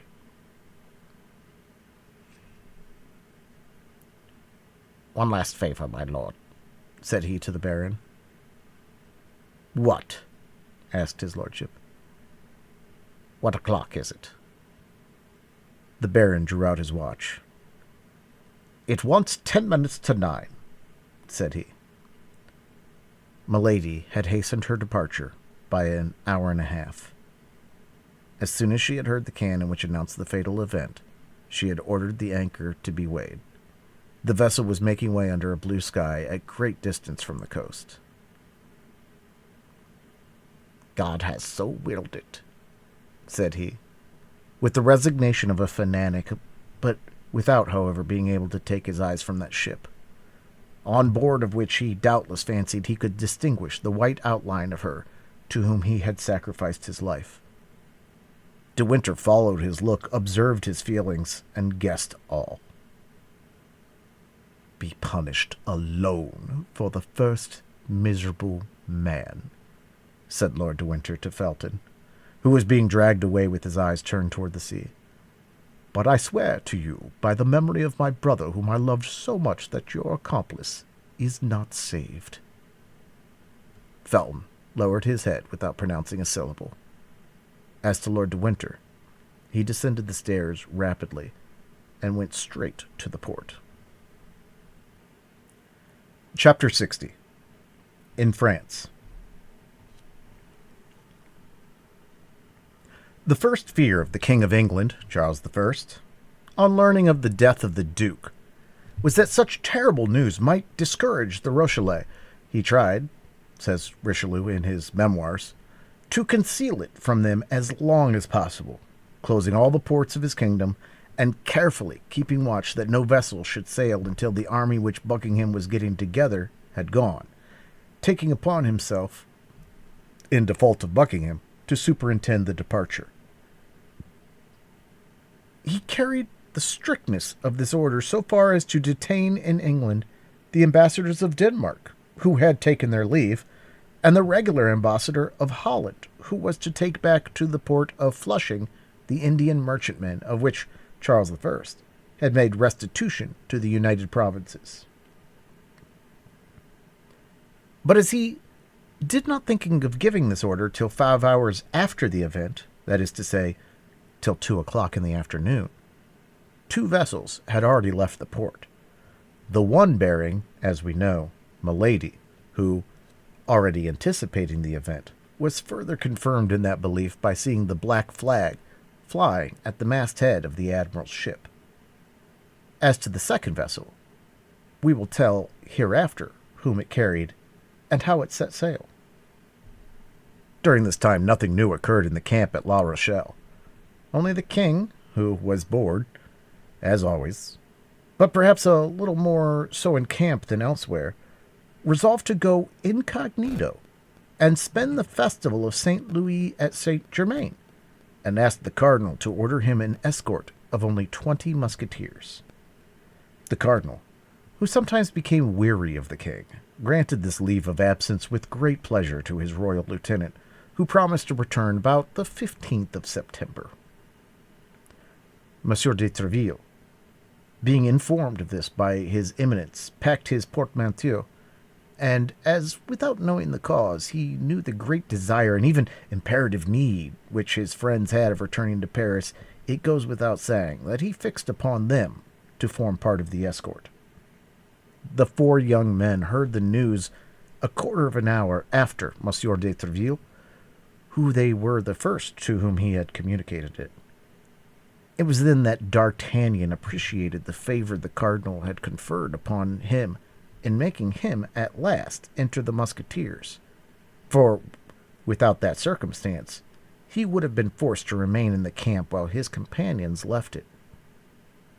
It goes without saying that this impatience to return toward Paris had for a cause the danger which Madame Bonacieux would run of meeting at the convent of Bethune with Milady, her mortal enemy. Aramis had therefore written immediately to Marie Michon, the seamstress at Tours, who had such fine acquaintances, to obtain from the queen authority for Madame Bonacieux to leave the convent, and to retire either into Lorraine or Belgium. They had not long to wait for the answer. 8 or 10 days afterward, Aramis received the following letter. My dear cousin, here is the authorization from my sister to withdraw our little servant from the convent at Bethune, the air of which you think is bad for her. My sister sends you this authorization with great pleasure, for she is very partial to the little girl, to whom she intends to be more serviceable hereafter. I salute you, Marie Michon. To this letter was added an order, conceived in these terms. At the Louvre, August 10, 1628. The superior of the convent of Bethune will place in the hands of the person who shall present this note to her, the novice who entered the convent upon my recommendation and under my patronage, Anne. It may be easily imagined how the relationship between Aramis and a seamstress who called the queen her sister amused the young men. But Aramis, after having blushed 2 or 3 times up to the whites of his eyes at the gross pleasantry of Porthos, begged his friends not to revert to the subject again, declaring that if a single word more was said to him about it, he would never again implore his cousins to interfere in such affairs.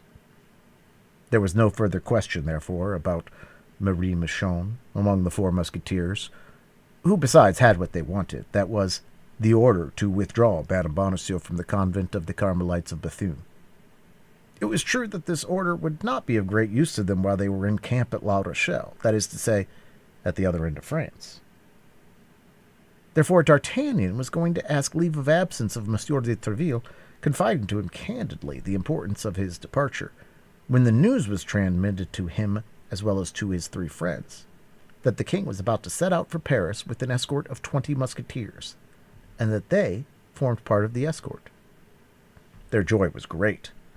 The lackeys were sent on before with the baggage, and they set out on the morning of the 16th. The cardinal accompanied his majesty from Sergères to Mons, and there the king and his minister took leave of each other with great demonstrations of friendship. The king, however, who sought distraction while traveling as fast as possible, for he was anxious to be in Paris by the 23rd, stopped from time to time to fly the magpie, a pastime for which the taste had been formerly inspired in him by Bethune, and for which he had always preserved a great predilection. Out of the 20 musketeers, 16, when his took place, rejoiced greatly at this relaxation, but the other 4 cursed it heavily.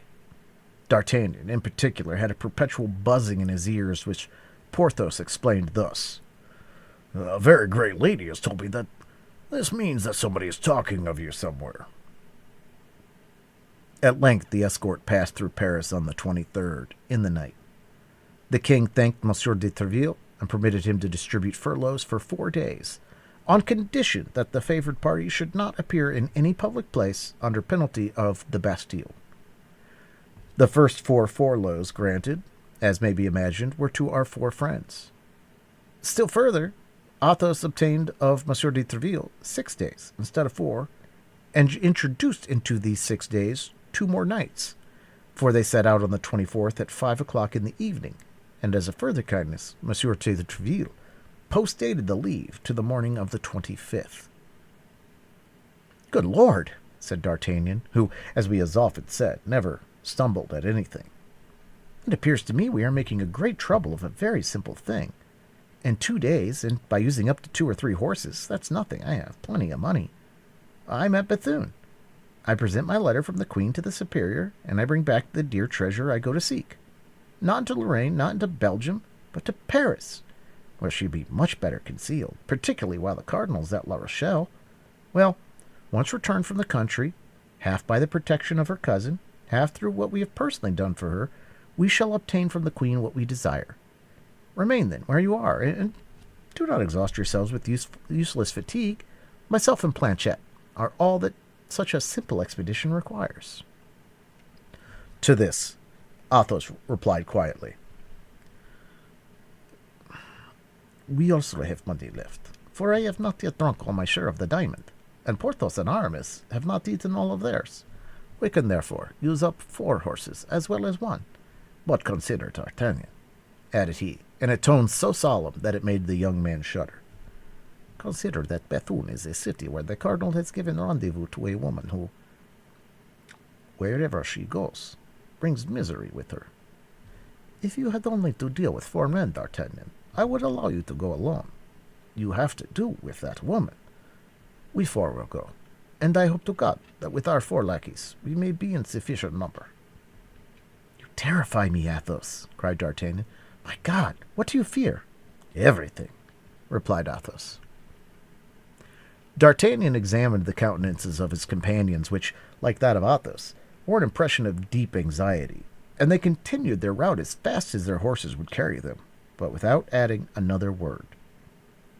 On the evening of the 25th, as they were entering Arras, and as D'Artagnan was dismounting at the inn of the Golden Harrow to drink a glass of wine, a horseman came out of the post-yard, where he had just had a relay, started off at a gallop, and with a fresh horse took the road to Paris. At the moment he passed through the gateway into the street, the wind blew open the cloak in which he was wrapped, although it was in the month of August, and lifted his head, which the traveller seized with his hand the moment it had left his head, pulling it eagerly over his eyes. D'Artagnan, who had his eyes fixed upon the man, became very pale, and let his glass fall. "Oh, what is the matter, monsieur?" said Planchet. "Oh, come, gentlemen, my master is ill." The three friends hastened toward D'Artagnan, who, instead of being ill, ran towards his horse. They stopped him at the door. Where? Where the devil are you going now? Cried Athos. It is he! Cried D'Artagnan, pale with anger, and with the sweat on his brow. It is he! Let me overtake him. He? What he? Asked Athos. He! That man! What man? That cursed man, my evil genius, whom I've always met with when threatened by some misfortune. He who accompanied that horrible woman when I met her for the first time. He whom I was seeking when I offended our Athos. He whom I saw on the very morning Madame Bonacieux was abducted. I have seen him. That is he. I recognized him when the wind blew over his cloak. The devil, said Athos, musingly. To saddle, gentlemen, to saddle! Let us pursue him, and we shall overtake him. My dear friend, said Aramis, remember that he goes in an opposite direction from that in which we are going, and that he has a fresh horse, and ours are fatigued. So that we shall disable our own horses without even a chance of overtaking him. Let the man go, D'Artagnan. Let us save the woman. Monsieur! Monsieur! Cried a hostler, running out and looking after the stranger. Monsieur! Here's a paper which dropped out of your head. Hey, monsieur! Hey! Friend, said D'Artagnan, a half pistole for that paper. My faith, monsieur, with great pleasure. Here it is. The hostler, enchanted with the good day's work he had done, returned to the yard. D'Artagnan unfolded the paper. Well? Eagerly demanded all his three friends. Nothing but one word, said D'Artagnan. Yes, said Aramis, but that one word is the name of some town or village. Armentières? Read Porthos. Armentières? I don't know such a place. And that name of the town or village is written in her hand, cried Athos. Come on, said D'Artagnan. Let us keep that paper carefully. Perhaps I have not thrown away my half-pistole. To horse, my friends, to horse! And the four friends flew at a gallop along the road to Bethune. Chapter 61. The Carmelite Convent at Bethune. Great criminals bear about them a kind of predestination which makes them surmount all obstacles, which makes them escape all dangers, up to the moment which a weird providence has marked as the rock of their impious fortunes. It was thus with Milady. She escaped the cruisers of both nations, and arrived at Boulogne without accident. When landing at Portsmouth, Milady was an Englishwoman whom the persecutions of the French drove from La Rochelle. When landing at Boulogne, after a 2 days' passage, she passed for a Frenchwoman whom the English persecuted at Portsmouth out of their hatred for France. Milady had likewise the best of passports, her beauty, her noble appearance, and the liberality with which she distributed her pistoles. Freed from the usual formalities by the affable smile and gallant members of an old governor of the port, who kissed her hand, she only remained long enough at Boulogne to put into the post a letter, conceived in the following terms. To His Eminence Monseigneur the Cardinal Richelieu in his camp before La Rochelle.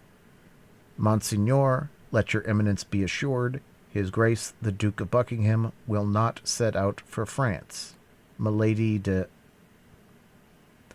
Boulogne, evening of the 25th. P.S. According to the desire of your Eminence, I report to the convent of the Carmelites at Bethune, where I will await your orders. Accordingly, the same evening, Milady commenced her journey. Night overtook her. She stopped and slept at an inn. At 5 o'clock the next morning she again proceeded, and in 3 hours after she entered Bethune. She inquired for the convent of the Carmelites, and went thither immediately. The superior met her. Milady showed her the cardinal's order. The abbess assigned her a chamber, and had breakfast served. All the past was effaced from the eyes of this woman, and her looks, fixed upon the future, beheld nothing but the high fortunes reserved for her by the cardinal, whom she had so successfully served without his name being in any way mixed up with this sanguinary affair. The ever-new passions which consumed her gave to her life the appearance of those clouds which float in the heavens, reflecting sometimes azure, sometimes fire, sometimes the opaque blackness of the tempest, and which leave no traces upon the earth behind them but devastation and death. After breakfast, the abbess came to pay her a visit. There is very little amusement in the cloister, and the good superior was eager to make the acquaintances of her new boarder. Milady wished to please the abbess. This was a very easy matter for a woman so really superior as she was. She tried to be agreeable, and she was charming, winning the good superior by her varied conversation and by the graces of her whole personality. The abbess, who was the daughter of a noble house, took particular delight in stories of the court, which so seldom travel to the extremities of the kingdom, and which, above all, have so much difficulty in penetrating the walls of convents, at whose threshold the noise of the world dies away. Milady, on the contrary, was quite conversant with all aristocratic intrigues, amid which she had been constantly lived for 5 or 6 years. She made it her business, therefore, to amuse the good abbess with the worldly practices of the court of France, mixed with the eccentric pursuits of the king. She made for her the scandalous chronicle of the lords and ladies of the court, whom the abbess knew perfectly by name, touched lightly on the amours of the Queen and the Duke of Buckingham, talking a great deal to induce her auditor to talk a little. But the abbess contented herself with listening and smiling without replying a word. Milady, however, saw that this sort of narrative amused her very much, and kept at it. Only she now left her conversation drift toward the cardinal. But she was greatly embarrassed. She did not know whether the abbess was a royalist or a cardinalist. She therefore confined herself to a prudent middle course. But the abbess, on her part, maintained a reserve still more prudent, contenting herself with making a profound inclination of the head every time the fair traveller pronounced the name of his eminence. Milady began to think she should soon grow weary of a convent life. She resolved, then, to risk something in order that she might know how to act afterward. Desirous of seeing how far the discretion of the good abbess would go, she began to tell a story, obscure at first, but very circumstantial afterward, about the cardinal, relating the amours of the minister with Madame d'Aiguillon, Marion de Lorme, and several other gay women. The abbess listened more attentively, grew animated by degrees, and smiled. Good, thought Milady. She takes a pleasure in my conversation. If she is a cardinalist, she has no fanaticism, at least. She then went on to describe the persecutions exercised by the cardinal upon his enemies. The abbess only crossed herself without approving or disapproving.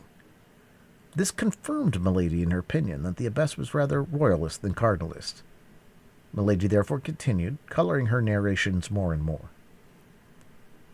"I am very ignorant of these matters," said the abbess at length, "but however distant from the court we may be, however remote from the interests of the world we may have been placed, we have very sad examples of what you have related, and one of our boarders has suffered much from the vengeance and persecution of the cardinal." "One of your boarders?" said Milady. "Oh, my God! Poor woman! I pity her, then." "And you have a reason, for she is to be much pitied. Imprisonment, menaces, ill-treatment, she has suffered everything. But after all," resumed the abbess, "Monsieur Cardinal has perhaps plausible motives for acting thus, and though she has the look of an angel, we must not always judge people by the appearance." "Good," said Milady to herself. "Who knows? I am about, perhaps, to discover something here. I am in the vein." She tried to give her countenance an appearance of perfect candor. "Alas," said Milady, "I know it is so. It is said that we must not trust to the face. But in what, then, shall we place confidence, if not in the most beautiful work of the Lord? As for me, I shall be deceived all my life, perhaps, but I shall always have faith in a person whose countenance inspires me with sympathy." "You would, then, be tempted to believe," said the abbess, "that this young person is innocent?" The cardinal pursues not only crimes, said she. There are certain virtues which he pursues more severely than certain offences. Permit me, madam, to express my surprise, said the abbess. At what? Said Milady, with the utmost ingenuousness. At the language you use. What do you find so astonishing in that language? Said Milady, smiling. You are the friend of a cardinal. He sends you hither, and yet... And yet I speak ill of him, replied Milady, finishing the thought of the superior. At least you don't speak well of him. That is because I am not his friend, said she, sighing, but his victim. But this letter in which he recommends you to me? Is an order for me to confine myself to a sort of prison, from which he will release me by one of his satellites. But why have you not fled? Whither should I go? Do you believe there is a spot on the earth which the cardinal cannot reach if he takes the trouble to stretch forth his hand? If I were a man, that would barely be possible, but what can a woman do? This young boarder of yours, has she tried to fly? No, that is true, but she... That is another thing. I believe she is detained in France by some love affair. Ah, said Milady, with a sigh. If she loves, she is not altogether wretched. Then, said the abbess, looking at Milady with increasing interest, I behold another poor victim? Alas, yes, said Milady. The abbess looked at her for an instant with uneasiness, as if a fresh thought suggested itself to her mind. You are not an enemy of our holy faith? Said she, hesitatingly. Who, I? Cried Milady. I a Protestant? Oh, no. I call witness to the God who hears us, that, on the contrary, I am a fervent Catholic. Then, madame, said the abbess, smiling, be assured. The house in which you are shall not be a very hard prison, and we will do all in our power to make you cherish your captivity. You will find here, moreover, the young woman whom I spoke of, who is persecuted, no doubt, in consequence of some court intrigue. She is amiable and well behaved. What is her name? She was sent to me by someone of high rank under the name of Kitty. I have not tried to discover her other name. Kitty? Cried Milady. What? Are you sure? That she is called so? Yes, madame. Do you know her? Milady smiled to herself at the idea which had occurred to her that this might be her old chambermaid. There was connected with the remembrance of this girl a remembrance of anger, and a desire of vengeance disordered the features of Milady, which, however, immediately recovered the calm and benevolent expression which this woman of 100 faces had for a moment allowed them to lose.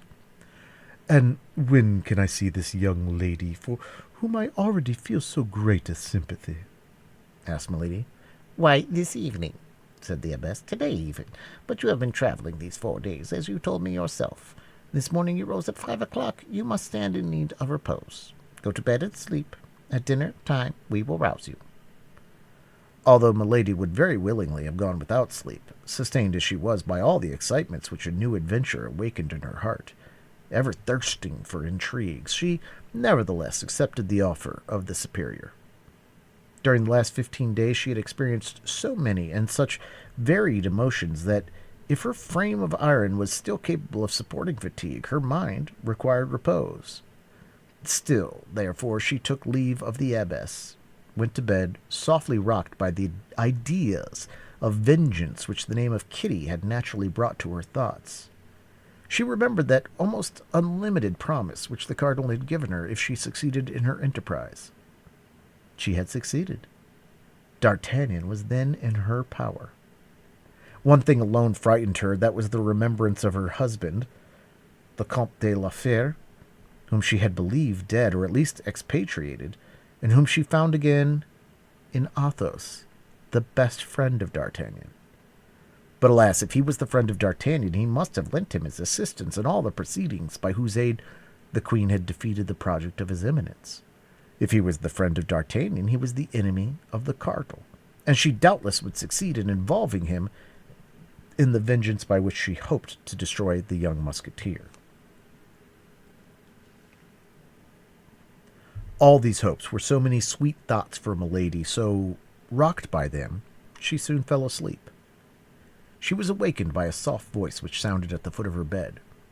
She opened her eyes and saw the abbess, accompanied by a young woman with light hair and delicate complexion, who fixed upon her a look full of benevolent curiosity. The face of the young woman was entirely unknown to her. Each examined the other with great attention while exchanging the customary compliments. Both were very handsome, but of quite different styles of beauty. Milady, however, smiled in observing that she excelled the young woman by far in her high air and aristocratic bearing. It is true that the habit of a novice, which the young woman wore, was not very advantageous in a contest of this kind. The abbess introduced them to each other. When this formality was ended, as her duties called her to chapel, she left the two young women alone. The novice, seeing Milady in bed, was about to follow the example of the superior, but Milady stopped her. "How, madame?" said she. "I have scarcely seen you, and you already wish to deprive me of your company, upon which I had counted a little, I must confess, for the time I have to pass here." "No, madam," replied the novice, "only I thought I had chosen my time ill. You were asleep. You are fatigued." "Well," said Milady, "what can those who sleep wish for? A happy awakening? This awakening you have given me. Allow me, then, to enjoy it at my ease." And taking her hand, she drew toward the armchair by the bedside. The novice sat down. "How unfortunate I am," said she. "I had been here 6 months without the shadow of recreation.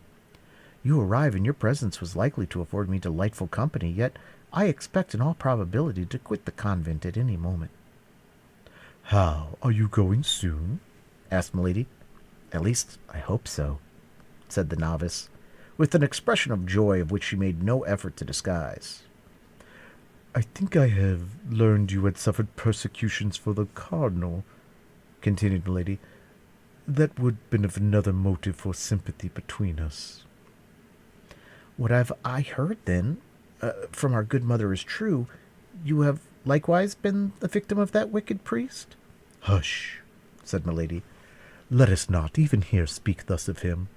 All my misfortunes arrive from my having said nearly what you have said before a woman whom I thought my friend, and who betrayed me.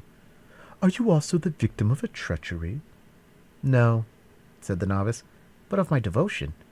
Of a devotion to a woman I love, for whom I would have laid down my life, for whom I would give it still." "And who has abandoned you? Is that it?" "I have sufficiently unjust to believe so.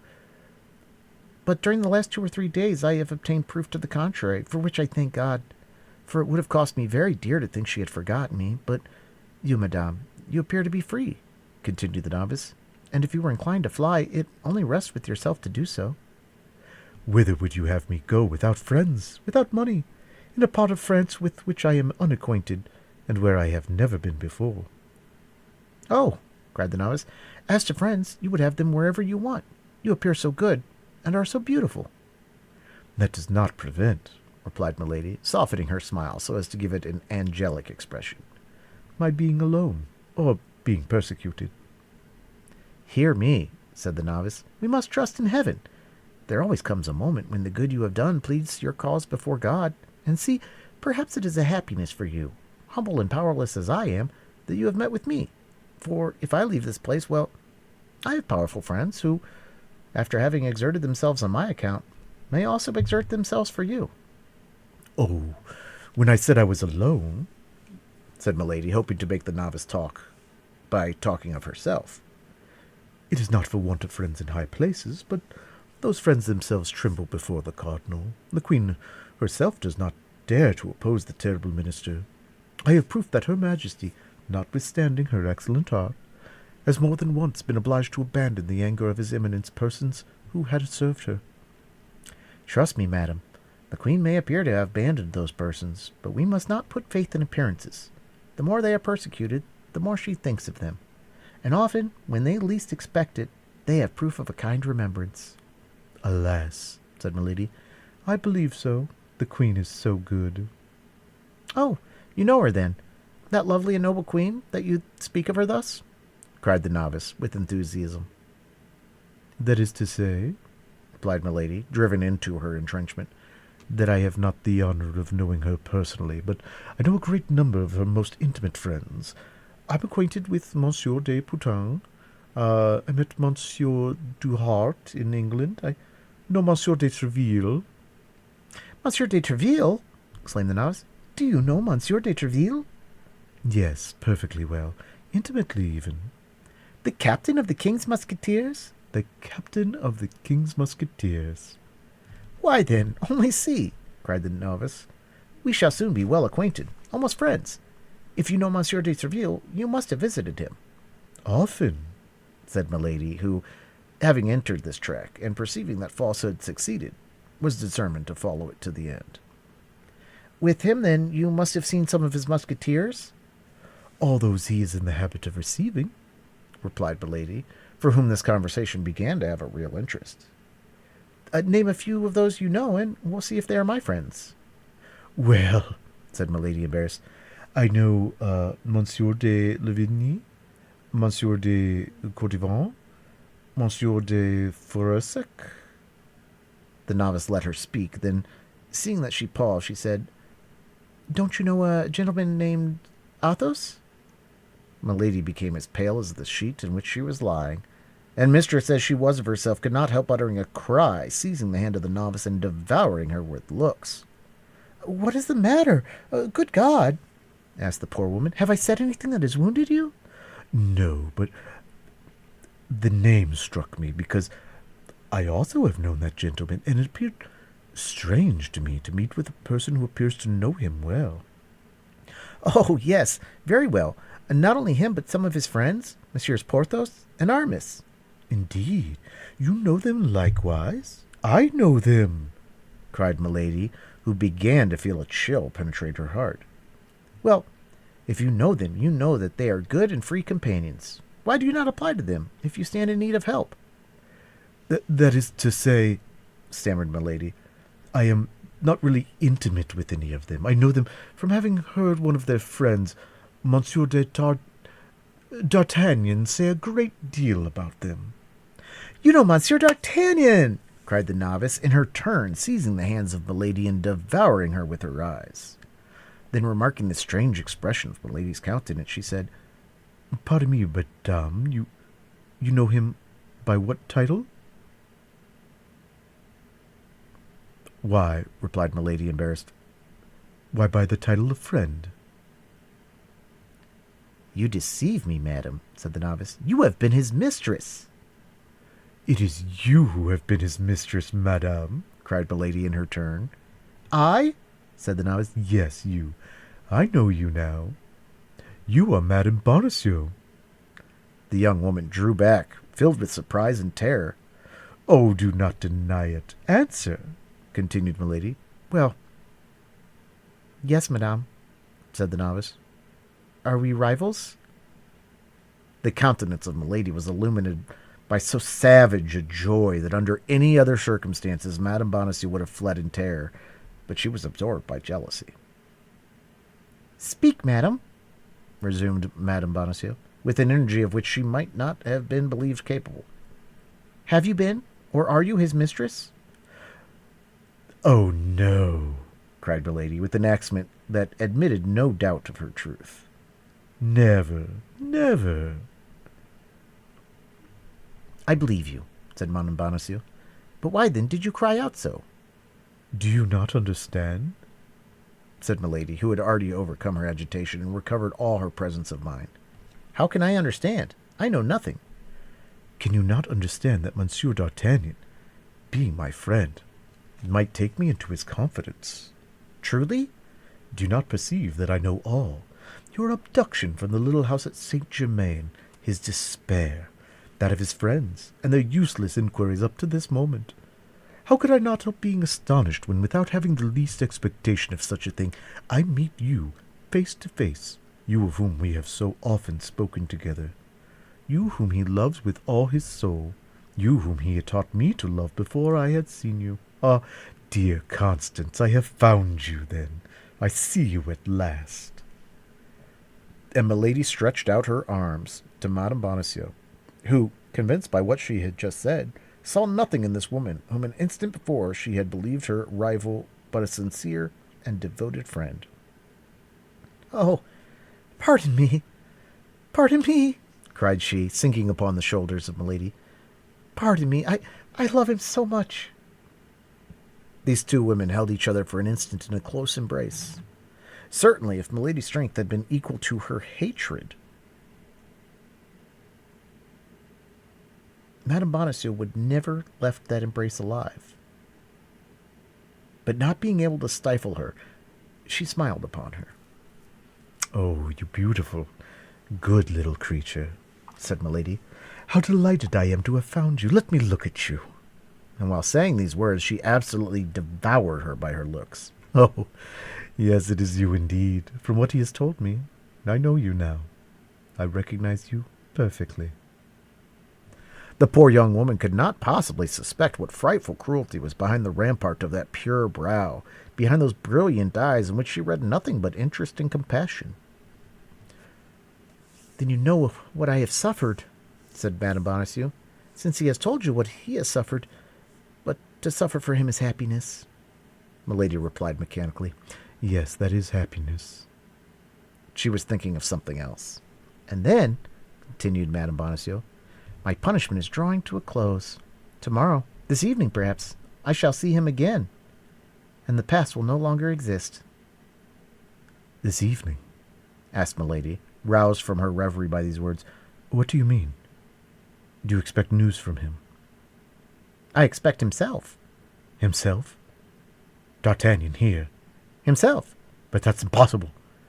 He is at the siege of La Rochelle with the cardinal. He will not return till after the taking of the city." "Ah, you fancy so. But is there anything impossible for my D'Artagnan, the noble and loyal gentleman?" "Oh, I cannot believe you." "Well, read then," said the unhappy young woman, in the excess of her pride and joy, presenting a letter to Milady. "The writing of Madame de Chevreuse," said Milady to herself. "Ah, I always thought there was some secret understanding in that quarter." And she greedily read the following few lines. "My dear child, hold yourself ready. Our friend will see you soon, and he will only see you to release you from that imprisonment in which your safety required you should be concealed. Prepare then for your departure, and never despair us. Our charming Gascon has just proved himself as brave and faithful as ever. Tell him that certain parties are grateful for the warning he has given." "Yes, yes," said Milady. "This letter is precise. Do you know what that warning was?" "No, I only suspect he has warned the Queen against some fresh machinations of the cardinal." "Yes, that's it, no doubt," said Milady, returning the letter to Madame Bonacieux and letting her head sink pensively upon her bosom. At that moment they heard the gallop of a horse. "Oh!" cried Madame Bonacieux, darting to the window. "Can it be he?" Milady remained still in bed, petrified by surprise. So many unexpected things happened to her all at once that for the first time she was at a loss. He, murmured she. "Can it be he?" And she remained in bed with her eyes fixed. "Alas, no," said Madame Bonacieux. "It's a man I don't know, although he seems to be coming here. Yes, he checks his pace. He stops at the gate. He rings." Milady sprang out of bed. "You are sure it's not he?" said she. Yeah, very sure." "Perhaps you do not see well." "Oh, if I were to see the plume of his hat by the end of his cloak, I should know him." Milady was dressing herself all the time. "Yes, he has entered." "Is it for you or me?" "My God, how agitated you seem." "Yes, I admit it. I have not your confidence. I fear the cardinal." "Hush!" said Madame Bonacieux. "Somebody is coming." Immediately the door opened, and the superior entered. "Did you come from Boulogne?" demanded she of Milady. Yes," replied she, trying to recover her self-possession. "Who wants me?"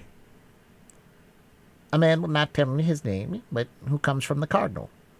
"And who wishes to speak with me?" "Who wishes to speak to a lady recently come from Boulogne." "Then let him come in, if you please." "Oh, my God! My God!" cried Madame Bonacieux. "Can it be bad news?" "I fear it." I will leave you with the stranger, but as soon as he is gone, if you will permit me, I will return. Permit you? I beseech you. The superior and Madame Bonacieux retired. Milady remained alone, with her eyes fixed upon the door. An instant later, the jingling of spurs was heard upon the stairs. Steps drew near, the door opened, and a man appeared. Milady uttered a cry of joy. This man was the Comte de Roquefort, the demoniacal tool of his Eminence.